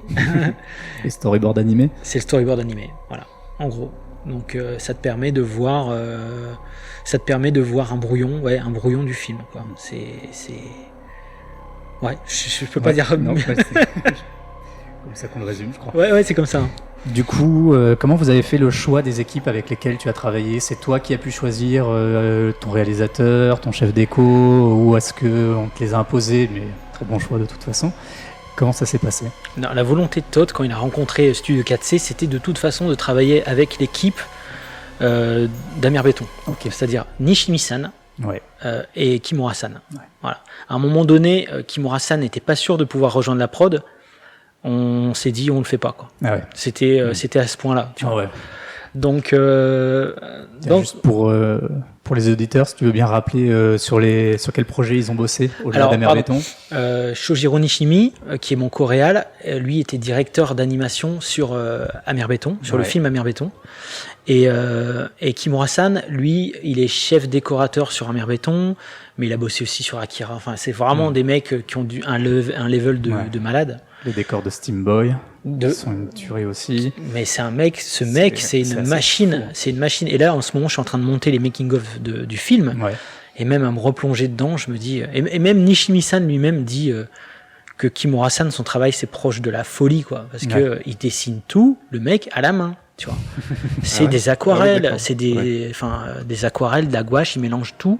C'est un canson 24-32 dessiné, quoi. Je vous montrerai des images. Avec plaisir. Oui, mais c'est vrai que les décors sont magnifiques. À fond, après ils rebossent à l'ordinateur, mais la base, c'est du réel. Puis il y a du détail c'est extraordinaire. C'est extraordinaire. Puis notamment la scène de l'interrogatoire, c'est pas un spoil parce que du coup on le voit dans la bande-annonce. Elle est tellement belle, Là, j'ai senti qu'il fallait lui laisser les mains libres. C'est-à-dire que sur pas mal de choses, j'étais un peu chiant avec lui parce qu'il voulait mettre beaucoup de visuels chatoyants, parce que c'est aussi sa marque de fabrique, dans les décors de Dark Mid City. Mais moi, je lui disais, là, j'ai trop envie de vivre là. J'ai trop envie d'y vivre. J'ai l'impression d'être dans les Caraïbes, il y a des couleurs, il y a des trucs beaux et tout. Il faut rendre tout ça plus ghetto. Et lui, ghetto, non seulement ça lui parlait pas, mais il voyait pas qu'est-ce qui était intéressant à montrer au travers de ces décors dans un truc pas pour lui attractif, tu vois. Alors que c'est très attractif aussi pour moi, tout ce qui est DK, ils appellent ça comme ça aux États-Unis. J'ai pas le mot. Je fais une Jean-Claude Van Damme là. Tout ce qui est délabrement, tu vois. Délabrement urbain. Et donc, c'était très contraignant pour lui. Tous ces parties ghetto, décor urbain, pas forcément très attractifs. Par contre, je sentais que sur la base, il y avait moyen qu'il se fasse plaisir. Et comme moi, ma base dans la BD, j'en étais pas extrêmement satisfait, je lui ai dit, mec, vas-y, propose, fais ce que tu veux. Et quand les premiers croquis de la base que j'ai vus, j'ai débloqué, je me suis dit, putain, ah ouais, quand même. Et après, je me suis dit, ah oui, dis donc, c'est une grosse base, en fait. Moi, dans ma tête, elle était beaucoup plus à taille humaine. Et je me suis dit, bah ouais, pourquoi pas, en même temps, ça marche, c'est très cohérent. Et je regrette, du coup, presque de ne pas avoir fait la base avec Kimura-san avant d'avoir fait un BD, tu vois. Mais c'est ça aussi l'intérêt de faire une adaptation, c'est que, tu vois, il peut aussi transcender des proto-idées que tu as eues et où tu n'as pas forcément eu le temps ou les compétences techniques d'approfondir le truc par toi-même, quoi. Donc, ça, c'est toujours super agréable. Donc, c'est vrai que la base, il y a beaucoup de Kimura-san dedans. Il était là, pour le coup, je l'ai laissé complètement faire son truc, quoi. Ouais, donc je voulais qu'on parle un petit peu de l'animation. Tu as fait le choix, ou vous avez fait le choix de plans très serrés, très cadrés pour avoir une animation très dynamique et très rentre dedans. Et tu as fait également le choix d'un rythme particulier. On est beaucoup sur des personnages qui avancent lentement, comme quelque chose de très fatal, et des scènes à contrario très rapides, comme les poursuites. Comment vous avez fait ces choix? Quelle était la direction? Qui fait ces choix? Qui est-ce qui propose quoi? De toute façon, quand tu rentres en contact avec le studio 4C et que tu demandes cette équipe-là en particulier, tu sais déjà pourquoi tu demandes cette équipe-là. C'est-à-dire que c'est déjà très cohérent avec l'idée que je me faisais d'une adaptation de Mutafukaz. Donc de toute façon, voilà, en gros, quand tu t'adresses à Nishimi-san et Kimura-san, tu sais pourquoi tu vas les voir. Tu vois, tu n'arrives pas en imposant tes propres choix en disant non, par contre, vous n'allez pas faire comme d'habitude, vous allez faire ce que je vous dis moi et tout. C'était hors de question. Du coup, ces choix-là, donc si on allait vers cette équipe-là, c'est parce qu'aussi nous, on pensait que c'était l'adaptation idéale par rapport à ce qu'on voulait. Donc voilà, après les choses du coup se font très naturellement. Moi, pour tout ce qui est technique, j'avais quand même laissé les manettes à Nishimi-san parce qu'il ne s'agissait pas d'interférer dans la production japonaise. Ouais. Donc en amont, on avait un gros travail de préparation. On a une pré-prod qui a duré 2 ans. Ouais. Donc pour tout verrouiller, et une fois que tout était verrouillé, Nishimi-san, il était avec ses équipes et c'était parti, quoi. D'accord. Il produisait. Moi, j'étais juste là en backup, en validation, pour des questions, parfois des choix, des fois sur la mise en scène et tout. Mais voilà, après pour le choix des cadres proches, c'est aussi pour renforcer le côté immersif, ouais. Tu vois, et pour être au plus proche des personnages, et aussi pour trancher, comme le rythme. D'ailleurs, le rythme, c'est pareil. C'est aussi une manière de... L'univers est déjà tellement particulier que si tu commences direct avec un montage, si ton exposition elle est trop rapide, j'avais peur que les gens passent complètement à côté. Là, tu as vraiment le temps de découvrir les personnages, l'univers, c'est assez contemplatif. Ouais. Le début, il est très lent.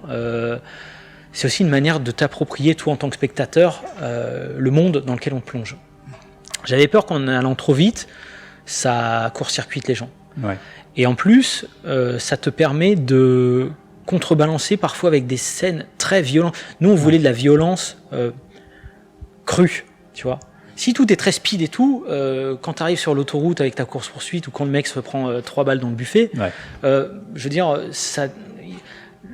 le choc est peut-être un peu moins fort visuellement. Ouais. Donc, je tenais vraiment à ce rythme un peu particulier, alors pour le coup qui est vraiment, moi c'est un rythme, tu vois, je l'assume, mais qui était aussi...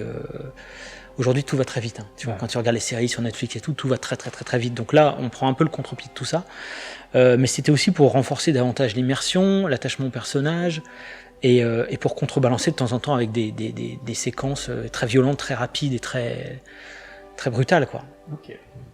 Je voulais parler aussi d'une scène qui est culte en fait, parce que cette scène tu l'as faite dans Opération Blackhead, elle existe dans la BD et il y a une autre version encore dans le film qui est l'adaptation. 15 ans que je fais la même chose. qui est l'attaque de l'appartement, qui est une scène culte, enfin en tout cas pour les fans de Mutafukaz. Qu'est-ce qui elle diffère pas tant que ça en fait dans les 3 versions, à part des petits détails, quand Angelino saute de l'immeuble, etc. Est-ce que pour toi elle représente quelque chose? Est-ce que c'est le cœur de Mutafukaz? Ouais, d'une certaine manière, oui, parce que c'est comme ça que j'ai commencé la première. Le premier vrai contact avec une vraie histoire dans Mutafukaz, c'était ce court-métrage. Et ce court-métrage, en gros, moi j'avais un fil conducteur dans la tête et je me suis dit, le moment de bascule dans l'histoire, ça sera quand les forces de police interviennent dans l'appartement des 3 losers. Je savais pas ce que je racontais vraiment avant, je savais pas vraiment ce que je racontais après, mais je savais qu'il y avait cette espèce de virage dans le récit. Donc forcément, je vais presque dire que tout Mutafukaz s'est construit autour de cette scène, qui est une espèce de pivot central de l'histoire, où là, il n'y a aucun doute possible. Ils sont vraiment dans la merde. Ouais. Donc, et en plus, ils se défendent avec les moyens du bord, tu vois. Donc, moi, il y avait aussi un petit côté comme ça qui me... Mais si tu veux, je pourrais encore faire 50 de versions. C'est de la même manière que le film, c'est une des versions possibles, c'est une des adaptations possibles de la BD, mais il pourrait y en avoir d'autres. il pourrait y en avoir des plus vénères, des moins poétiques, des plus rentre-dedans, des plus méchantes, des plus douces, des plus sentimentales. Il pourrait y en avoir tout plein. Donc c'est aussi un exercice assez intéressant que de revisiter son propre truc. Après, c'est très étrange, hein, parce que c'est vrai que tu te dis, mais effectivement, ça fait 15 ans que je fais la même scène. Va peut-être falloir passer à autre chose. Mais je pourrais refaire. Demain, on le fait en live. Je dis, ok, on y va. Et on tente. Et on live. Ça serait trop marrant. Ça serait trop marrant. Je suis chaud. J'aimerais bien voir ça. Ça serait trop marrant. Ouais. Et donc, les voix, t'as choisi Gringe. Mon nom c'est Gringe. Et Orelsan. Ça se prononce Orelsan.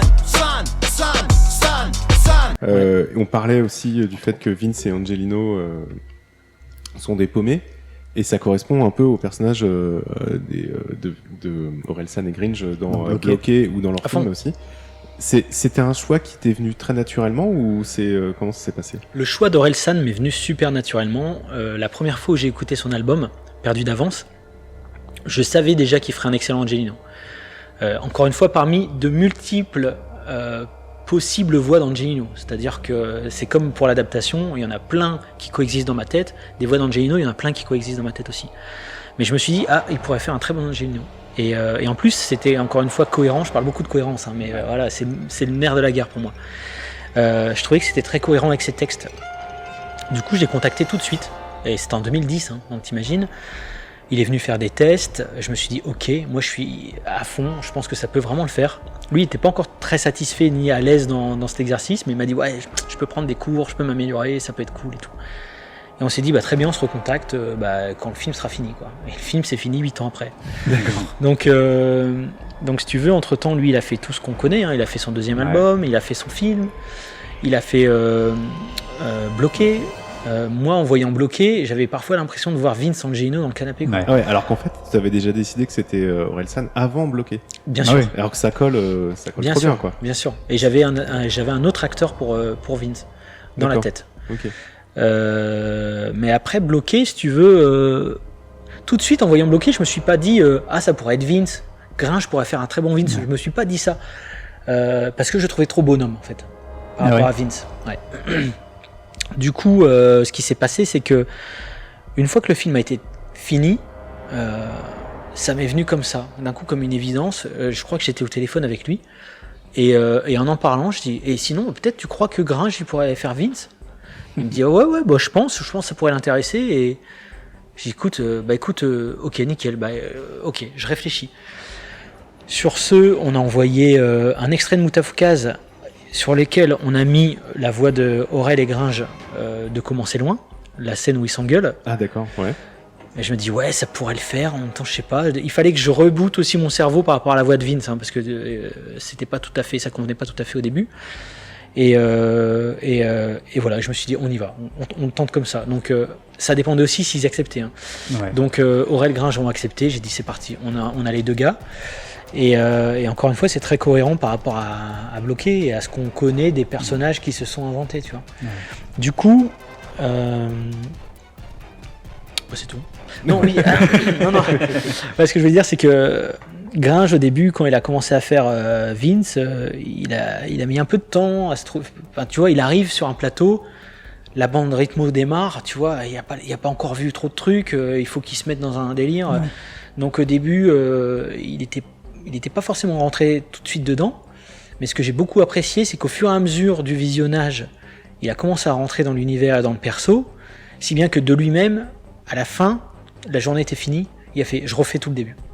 Parce que maintenant je comprends qui est le personnage, tu vois. C'est bien. Et il a refait tout le début en fonction de ce qu'il avait compris du personnage, et j'ai trouvé ça super. Et il s'est vraiment... il s'investit dans le truc, quoi. Tu vois, pour lui, même si tout le monde avait validé, le directeur de casting avait dit ok, pour moi c'est bon, on est bon. Le mec a dit non, pour moi c'est pas bon, tu vois. Pour moi c'est pas bon parce que j'avais pas compris le personnage, donc il l'a refait. Et franchement, j'ai beaucoup apprécié, quoi. Et du coup, Willy, qui est joué par Redouane Arjan.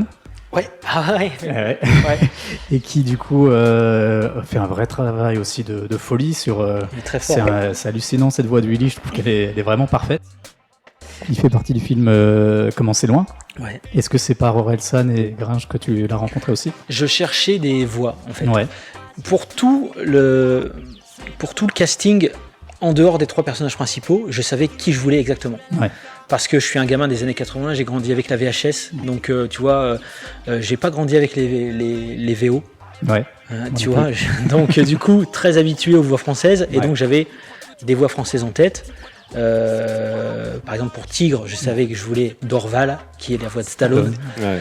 Je le savais d'entrée de jeu, par contre, je savais pas s'il allait accepter. Ouais. Voilà, Gilbert Lévy, tu vois, c'est pareil, qui fait la voix de la petite grenouille dans Chihiro et dans Les Simpsons, il fait Mo. Donc je savais que je voulais tous ces gars-là. Manu Carsen pour faire Crocodile. Bon. Mais je voulais aussi opposer tous ces mecs qui ont de la bouteille et dont c'est la profession, tu vois, à des mecs plus fragiles dans leur jeu. Ouais. Donc voilà, Aurel, c'était parfait, parce que c'est pas son métier de base, et je voulais aussi que ça sente l'authenticité. Gringe, et il me fallait le 3e, tu vois. Ouais. Et le 3e, j'hésitais entre plusieurs gars, et comme je suis en confiance avec Aurel, et je sais que c'est un bosseur, et je sais qu'il ne veut pas m'emmener dans des plans foireux, j'ai posé la question, je lui ai dit, dans votre album, il y a un relou, est-ce que ce mec-là, vous l'avez enregistré à son insu? Je me suis dit, ça me paraît bizarre quand même, parce qu'il faut quand même des droits, tu n'as pas le droit vraiment de faire ça. Ou est-ce que c'est un mec, un acteur? Mais là, si tu veux, les 2 réponses me paraissaient... je me disais plausible. Je me disais à la fois, je pense pas que ce soit un acteur, parce que personne peut jouer aussi bien le relou. Donc c'est forcément un mec enregistré à son insu. Et je me disais à la fois, mais en même temps, ils ont pas le droit de faire ça, à moins que le mec ait validé. Et là, il me dit, bah non, c'est un comédien, il s'appelle Redouane Arjan. Et j'ai dit, attends, le Redouane Arjan du Jamel Comedy Club avec sa guitare et tout. J'ai pas du tout fait le lien, et du coup ça m'est revenu, mais je me dis, bah oui, c'est ce gars-là aussi qui apparaît dans leur film. Ouais. Je me suis dit, mais lui, il peut vraiment faire le parfait relou, mec foireux, savonneux, glissant. Et je l'ai contacté, mais par contre, j'avais aucun contact avec lui, donc je me faisais vraiment tout petit, parce que je me dis, est-ce qu'il va peut-être mal le prendre, parce qu'en gros je lui disais, j'aimerais bien que tu joues le mec le plus foireux de l'univers, tu vois. Ouais. Et non, il a accepté, donc il est venu et il a fait le truc vraiment putain de facilement. Au bout de 2 tentatives, il avait le personnage et paf, il est parti, et nous on tapait des barres pendant l'enregistrement, parce que c'est excellent. Et sur la chanson de la fin, il nous a tapé un freestyle qui durait 10 minutes. J'étais à ça de me pisser dessus de rire. Putain, il faut rester à la fin. Et dans la BO, on a gardé une bonne partie de son freestyle, pas tout, parce qu'il était parti, laisse tomber. Mais et c'était vraiment génial. C'était un mec, c'est un mec très drôle et très talentueux, quoi, surtout. Puisqu'on est dans les voix, tu as fait le choix qui n'est pas un choix de la bande dessinée pour le personnage de Popeye, qui est le grand chef de gang de Palm Hill, qu'on a sur mon t-shirt, tu peux le voir, de le faire parler en vers façon Shakespeare. D'où ça t'est venu? Pourquoi ce changement par rapport à la bande dessinée? Parce que dans la bande dessinée, j'avais pas encore... Il a plus d'importance dans la bande dessinée, donc tu as le temps de le découvrir. Tu as le temps de découvrir toute la complexité du personnage qui est sous ses allures comme ça, un peu rentre-dedans, mal alpha, des fourraillages. Dans Popeye, il n'est pas que ça. Mais dans la bande dessinée, j'ai le temps de l'exploiter un peu plus, on a le temps de le découvrir un peu plus, et il a plusieurs répliques qui te permettent de comprendre que dans le film, il n'y avait pas ça. Donc je me suis dit comment rendre ce personnage, comment rendre la complexité de ce personnage qui est pas que un mec bas de plafond, tu vois. Et je me suis dit, bah tiens, il y a un truc qui peut être intéressant, c'est-à-dire qu'il est conscient lui-même de la dramaturgie de sa vie, quoi. C'est-à-dire qu'à un moment donné, il dit cette phrase, le monde est un théâtre où chacun doit jouer son rôle. Et là, pour le coup, il est vraiment dans son rôle cliché de gangster américain, de ghetto afro-américain. Donc je me suis dit, ça peut être bien qu'il cite du Shakespeare, parce que le mec a conscience de son propre rôle, et dans l'histoire, et en général dans cette société qui est complètement, tu vois, en perte de vitesse, tu vois. Du coup, je me suis dit, ça peut être vraiment sympa de rajouter ça. J'avais un doute, je savais pas trop, tu vois. Mais je trouve que ça marche bien, et la version américaine, elle est juste... génial parce que le mec il rajoute des niggas en plein milieu de la phrase de Shakespeare. Oui. Et le mec c'était un vrai mec du ghetto de LA Ouais. et il parle comme il parle. Donc si tu veux, il cite du Shakespeare comme un mec des ghettos de LA citerait du Shakespeare. Ouais. Et du coup il te rajoute du nigga, tu vois. et c'est extraordinaire, tu vois. Donc c'est très cool quoi. Ouais. Et ça t'a plu? Ouais. Ouais. Mais du coup, je suis vite retourné en rentrant chez moi, voir dans mes BD. Ouais, tu t'es dit, mais tiens, est-ce qu'il c'est Non, du Shakespeare? Non, je me suis c'est dit. pas Shakespeare. Ah ouais. Je me suis posé la question, même quand j'ai fait l'intégrale, genre, est-ce que je fais une update par rapport au film? Puis je me suis dit, bah non, parce que c'est de toute façon 2 œuvres qui cohabitent. Ouais. Donc chacun son truc, quoi. Pareil, dans les choix différents par rapport à la BD, celui de changer de couleur pour Famille. Aux États-Unis, ils ont une vraie histoire par rapport aux gangs de rue. Et tu vois, dans les années 90, il y a eu la guerre entre les gangs, les Bloods et les Crips. Dans la BD, moi j'ai utilisé ces 2 couleurs. Donc les Bloods, ils étaient vraiment en rouge. Je te parle pas de GTA, je te parle de la vraie vie. Et les Crips, c'était leur couleur bleue.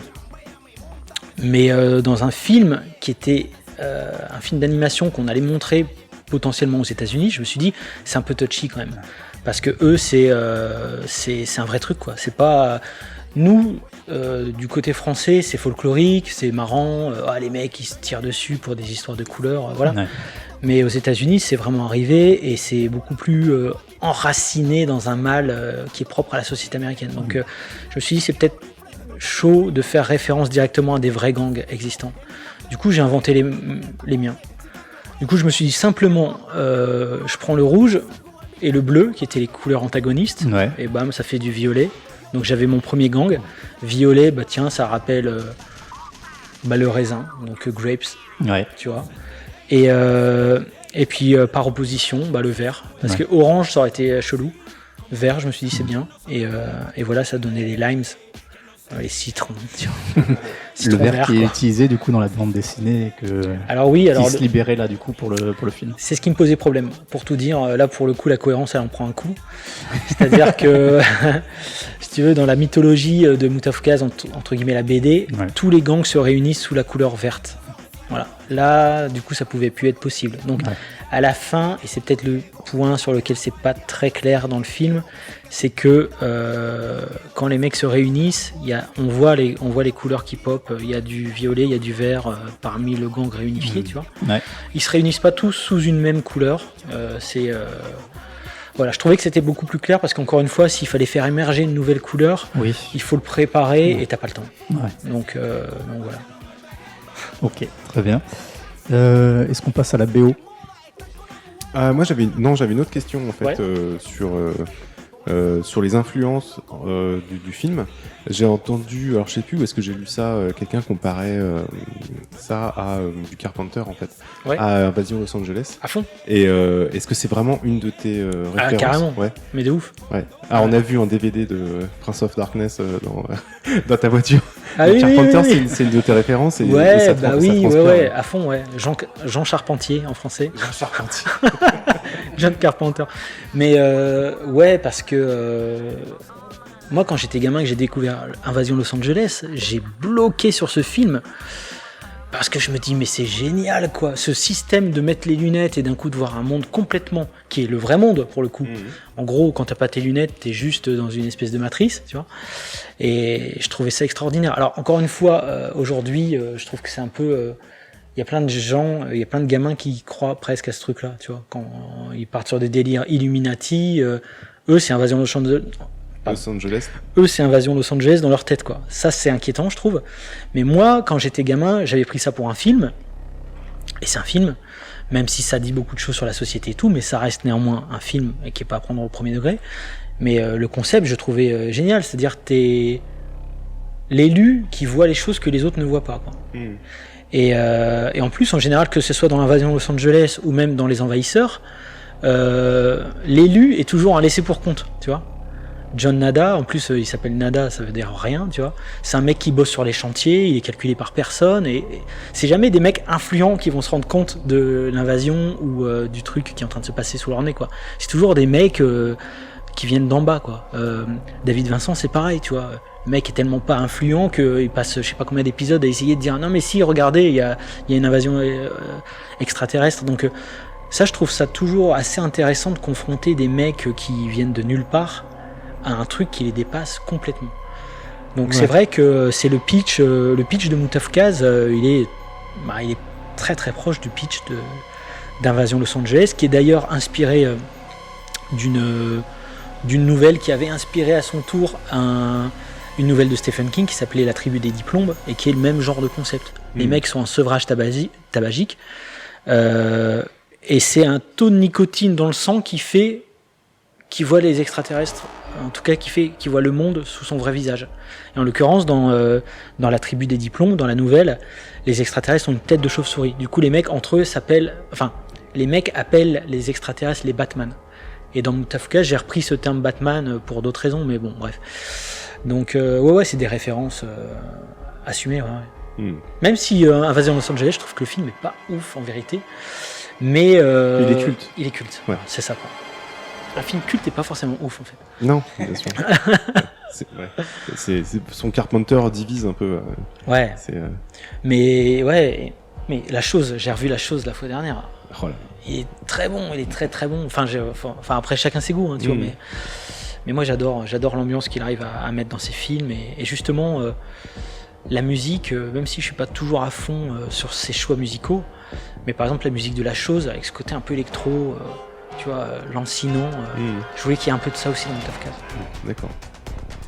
Bon, du coup ça fait le lien avec la partie BO. Du coup, ton choix, Toxic Avenger, ça s'est passé comment ? Ça s'est passé comme une évidence, encore une fois, très simplement, très naturellement. Je cherchais vraiment à confronter deux univers musicalement, c'est-à-dire une approche très classique, parce qu'il y a ça aussi dans Moutafukaz. Déjà, la mise en scène est quand même relativement classique finalement, mais aussi il y a des références classiques, des références aux films noirs des années 40, 50, des références aux films de science-fiction des années 50, donc je voulais que ça s'entende aussi dans la BO.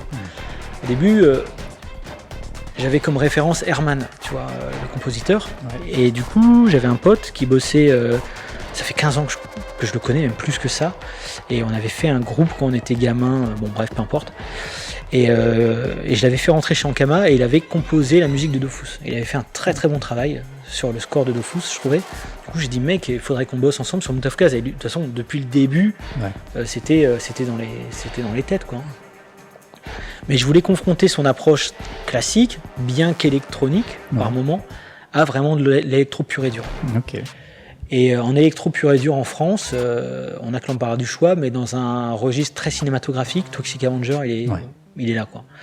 Et moi je suivais un peu son taf, je voyais ses clips, et dans ses clips il se trouve que déjà ses clips sont très cinématographiques. Par exemple le clip de Kids, tu vois, c'est du cinéma, et dans ses clips antérieurs, des fois il y a des extraits d'Invasion Los Angeles et tout, donc je dis ok, c'est très cohérent, on va se comprendre. Donc moi quand je sens que c'est cohérent, je me dis on va se comprendre, c'est ça qui est important dans ce mot cohérence. Du coup, quand je l'ai contacté, je lui ai envoyé un lien vers le film et ça lui a parlé direct. Il a fait ok, on y va, c'est parti, ça s'est fait comme ça. Donc je lui ai dit, par contre, il y aura un co-compositeur pour la musique. Au début, j'aurais souhaité que les musiques s'entremêlent un peu plus, mais c'est pas toujours évident pour des problèmes techniques qui me sont complètement étrangers parce que je suis pas musicien. Mais du coup, sans que ce soit forcément très cloisonné, je trouve que la bande son de Moutafukaz est très singulière et apporte beaucoup au projet, je trouve. Et t'as pas eu l'envie de faire participer sur un morceau, quoi que ce soit, Orelsan et Grinch ? Bien sûr que si. Mais c'était pas possible. C'était pas possible pour des histoires de temps. Là, pour le coup, c'était vraiment des histoires de temps. Aurel, une fois qu'il a terminé le doublage, il était encore en train de bosser sur son album, tu vois. Donc il était full de chez full. En plus, Aurel, il est extrêmement sollicité. Donc une fois que tu l'as, faut pas te dire ok, il reviendra faire un truc derrière. C'est très compliqué, ça. Donc non, j'aurais adoré, mais c'était pas forcément possible. Et puis et à la limite, avec le recul, je me dis peut-être ça aurait été un peu facile, justement. Tu vois. Donc un peu facile dans le sens où attendu, tu vois. Là, juste, c'est un personnage, tu vois, et voilà, quoi. Il a son rôle. C'est ça. Okay. Ouais. La fin du film m'a vraiment surpris. Ouais, vraiment classe. Ah, dans ce sens-là, ça va alors. Ouais, non. Oui, je préparais les arguments défensifs. Non, c'est la petite partie juste avant le générique final. Il y a une suite de prévu ou pas ? Est-ce que c'est quelque chose que tu envisages ? Est-ce que c'est quelque chose que j'envisage ? Non, clairement pas. Qui est possible, oui, parce que tout est possible. Tout dépend maintenant de ce qui se passe. Moi, j'ai des envies par rapport à la BD. Je continue. La suite, je suis en train de la faire en BD en fait. Ouais. Donc toi, tu parlais d'une suite en animation. Ouais, en animation. Non, c'est pas dans les tuyaux. Okay. Il y a une suite en BD qui fait directement suite et au livre et à l'anime. Ouais. Par contre, en animation, c'est pas prévu. Le seul truc qui pourrait me décider, c'est si demain il y avait un producteur costaud, solide, et que on suivait vraiment le truc dans les règles, c'est-à-dire le circuit habituel des films avec le CNC, les chaînes et tout ça.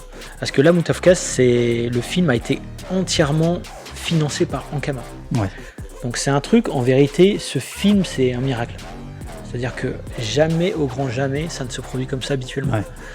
Donc c'est le jeu Dofus qui a permis de financer la production du film Moutafukaz. Ça a un avantage, un inconvénient. L'avantage extrême, c'est que déjà le film existe tel qu'il est, tel quel. Ouais. Je sais qu'à un moment donné, on a croisé des producteurs sur la route de Moutafukaz et les mecs, c'était juste, on peut pas discuter. Ouais. On peut pas discuter, c'est pas ça qu'il faut faire, c'est pas comme ça, il faut rajouter des trucs pour les kids, il faut que ça soit familial, tes personnages ne peuvent pas être comme ça, la tête enflammée, il faut qu'on la mérite, ta chauve-souris, elle peut pas être chauve-souris, il faut que ça soit un gamin. Un gamin, mais ça peut être un gamin qui se prend pour une chauve-souris, et donc je comprends pas trop ton délire, mec. Donc ça aurait été de toute façon impossible, autrement que comme ça. L'inconvénient, par contre, c'est comme c'est autofinancé, financé à 100% par Ankama, il n'y a que Ankama qui met la main à la poche, donc t'as pas une grosse armée derrière, genre les chaînes, les machins et tout, qui te disent, en cas de pépin, allez, on continue. Là, tout pouvait s'arrêter du jour au lendemain. Ouais. Tu vois, vu que le seul acteur finalement financier était Ankama, c'était clairement sans filet. Ouais, donc moi, ça m'a valu aussi des fois des grosses angoisses parce que c'est très difficile de bosser sur un film pendant 8 ans et au bout de la 5e année, ça peut s'arrêter, quoi. Ouais. Et de temps en temps, on était à quelques centimètres de l'arrêt de la prod, tu vois. Donc, pas que par rapport au budget, hein. Aussi il y a eu Fukushima, tu vois, ça a été... Ah oui. Il y a toutes des choses que les gens n'imaginent pas derrière, qui se sont produits, qui ont des répercussions à la fois financières, à la fois humaines, à la fois... Donc ça, je t'avoue, je m'en serais passé. Mais encore une fois, ce film n'aurait jamais pu exister sans Ankama, en gros. Ouais. En tout cas, dans le système français. Ouais. Et du coup, de façon générale, des animés, des films, des séries pour d'autres projets du label 619, c'est pas... Je sais qu'il y a des gens qui sont intéressés. Moi, il y a un truc qui me plairait vraiment, c'est d'adapter le concept Doggy Bags en audiovisuel. Ouais. Pour tout dire, j'ai fait le dossier, j'ai clôturé le dossier est prêt, j'ai été approché par une chaîne américaine. Ouais, mais moi, quand ça sera sur Netflix, je serai content. Donc Netflix Non, Netflix ou autre, je veux dire, quand ça sera disponible, tu vois, parce qu'on n'a pas les chaînes américaines ici. Mais tant que c'est pas fait, tu vois quoi, j'ai passé trop de... 8 ans, c'est très long. Hein. Ah ouais. 8 ans, c'est très long. Donc maintenant, si tu veux, pour m'exciter sur un projet qui est encore en cours où il n'y a rien de signé, faut y aller, quoi. Faut vraiment que ce soit très très solide en face, quoi. Donc, mais si j'ai des envies, j'ai des projets. Maintenant, c'est toujours une histoire de temps. J'ai aussi envie et besoin de raconter des choses, de me reconcentrer sur mon travail d'auteur. Il y a le label 619. J'aimerais. Tu vois, on a une belle trajectoire là. J'aimerais pas tout foutre en l'air juste parce que j'ai plus le temps. Et puis il y a des opportunités multimédia. Donc et je crois que là je suis vraiment à un tournant de ma carrière. Là, il va falloir que je fasse des choix clairs, quoi. Donc pour l'instant, c'est vrai que c'est une période un petit peu difficile dans le sens où j'ai envie de tout faire, vraiment passionnément, tu vois. Mais je sais que j'ai pas le temps et je vais pas pouvoir tout faire en même temps. Donc soit je trouve des bons collaborateurs, des bons partenaires, soit il va falloir que je fasse des choix drastiques, quoi. Donc là, on est le 12 mai. On enregistre chez Ankama, mais l'émission va être enregistrée avec Guillaume Singelin le 23 mai. On a vu qu'il avait pas mal bossé sur le film. Est-ce que tu peux nous dire un petit peu ce qu'il a fait sur le film? Et si tu as envie de lui passer un petit mot, c'est le moment aussi. Blackie, je l'appelle Blackie. Blackie, je l'ai emmené au Japon. Blackie, je l'ai connu au travers de Jonathan Garnier, qui est un auteur qui bossait à l'époque en tant qu'éditeur chez Ankama, qui a sorti récemment Momo, une bande dessinée qui est très cool pour les kids. Et c'est lui qui m'a fait découvrir le travail de Blackie. Moi j'ai contacté, le mec cherchait un stage, on s'est rencontrés, ça a commencé comme ça. Et il avait déjà sorti King David chez Caster quand je l'ai rencontré. Et puis on s'est tout de suite bien entendu, bien compris, il a vu dans quelle dynamique j'étais, dans quelle dynamique se trouvait le label 619, et du coup voilà, depuis c'est vrai qu'on se quitte plus, on se quitte plus, façon de parler, je veux dire on aime bien travailler ensemble. Et quand j'ai eu l'opportunité d'aller bosser au Japon avec le studio 4C, j'ai embarqué avec moi. Déjà premièrement c'était, il connaissait pas le Japon. Et moi en plus, Blackie c'est un mec, déjà on partage les mêmes références, et il a un talent fou pour retranscrire des idées de manière très intuitive et très immédiate. C'est-à-dire que pendant qu'on était en réunion avec le studio 4C, parfois pour retranscrire une idée, c'était pas toujours évident, parce que bon, ça passe par les mots, ça passe par la barrière culturelle, la barrière de la langue.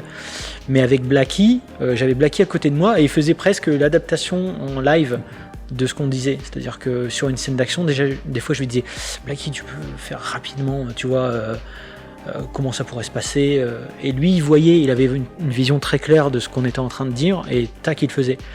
Et Blackie, avec lui, on faisait ce qu'on appelait des intentions de storyboard, qui étaient des storyboards, des proto-storyboards, de manière à indiquer parfois sur certaines mises en scène au studio 4C quel type de mise en scène je souhaitais.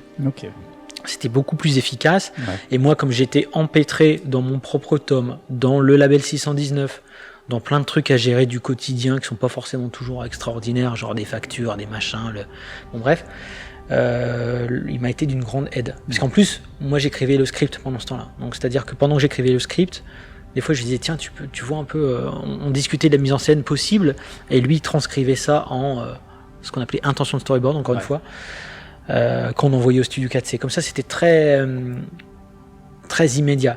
Et on avait créé, pour travailler avec le studio 4C, vraiment un site internet qui n'existe plus aujourd'hui parce qu'il a été effacé pour je ne sais quelle raison.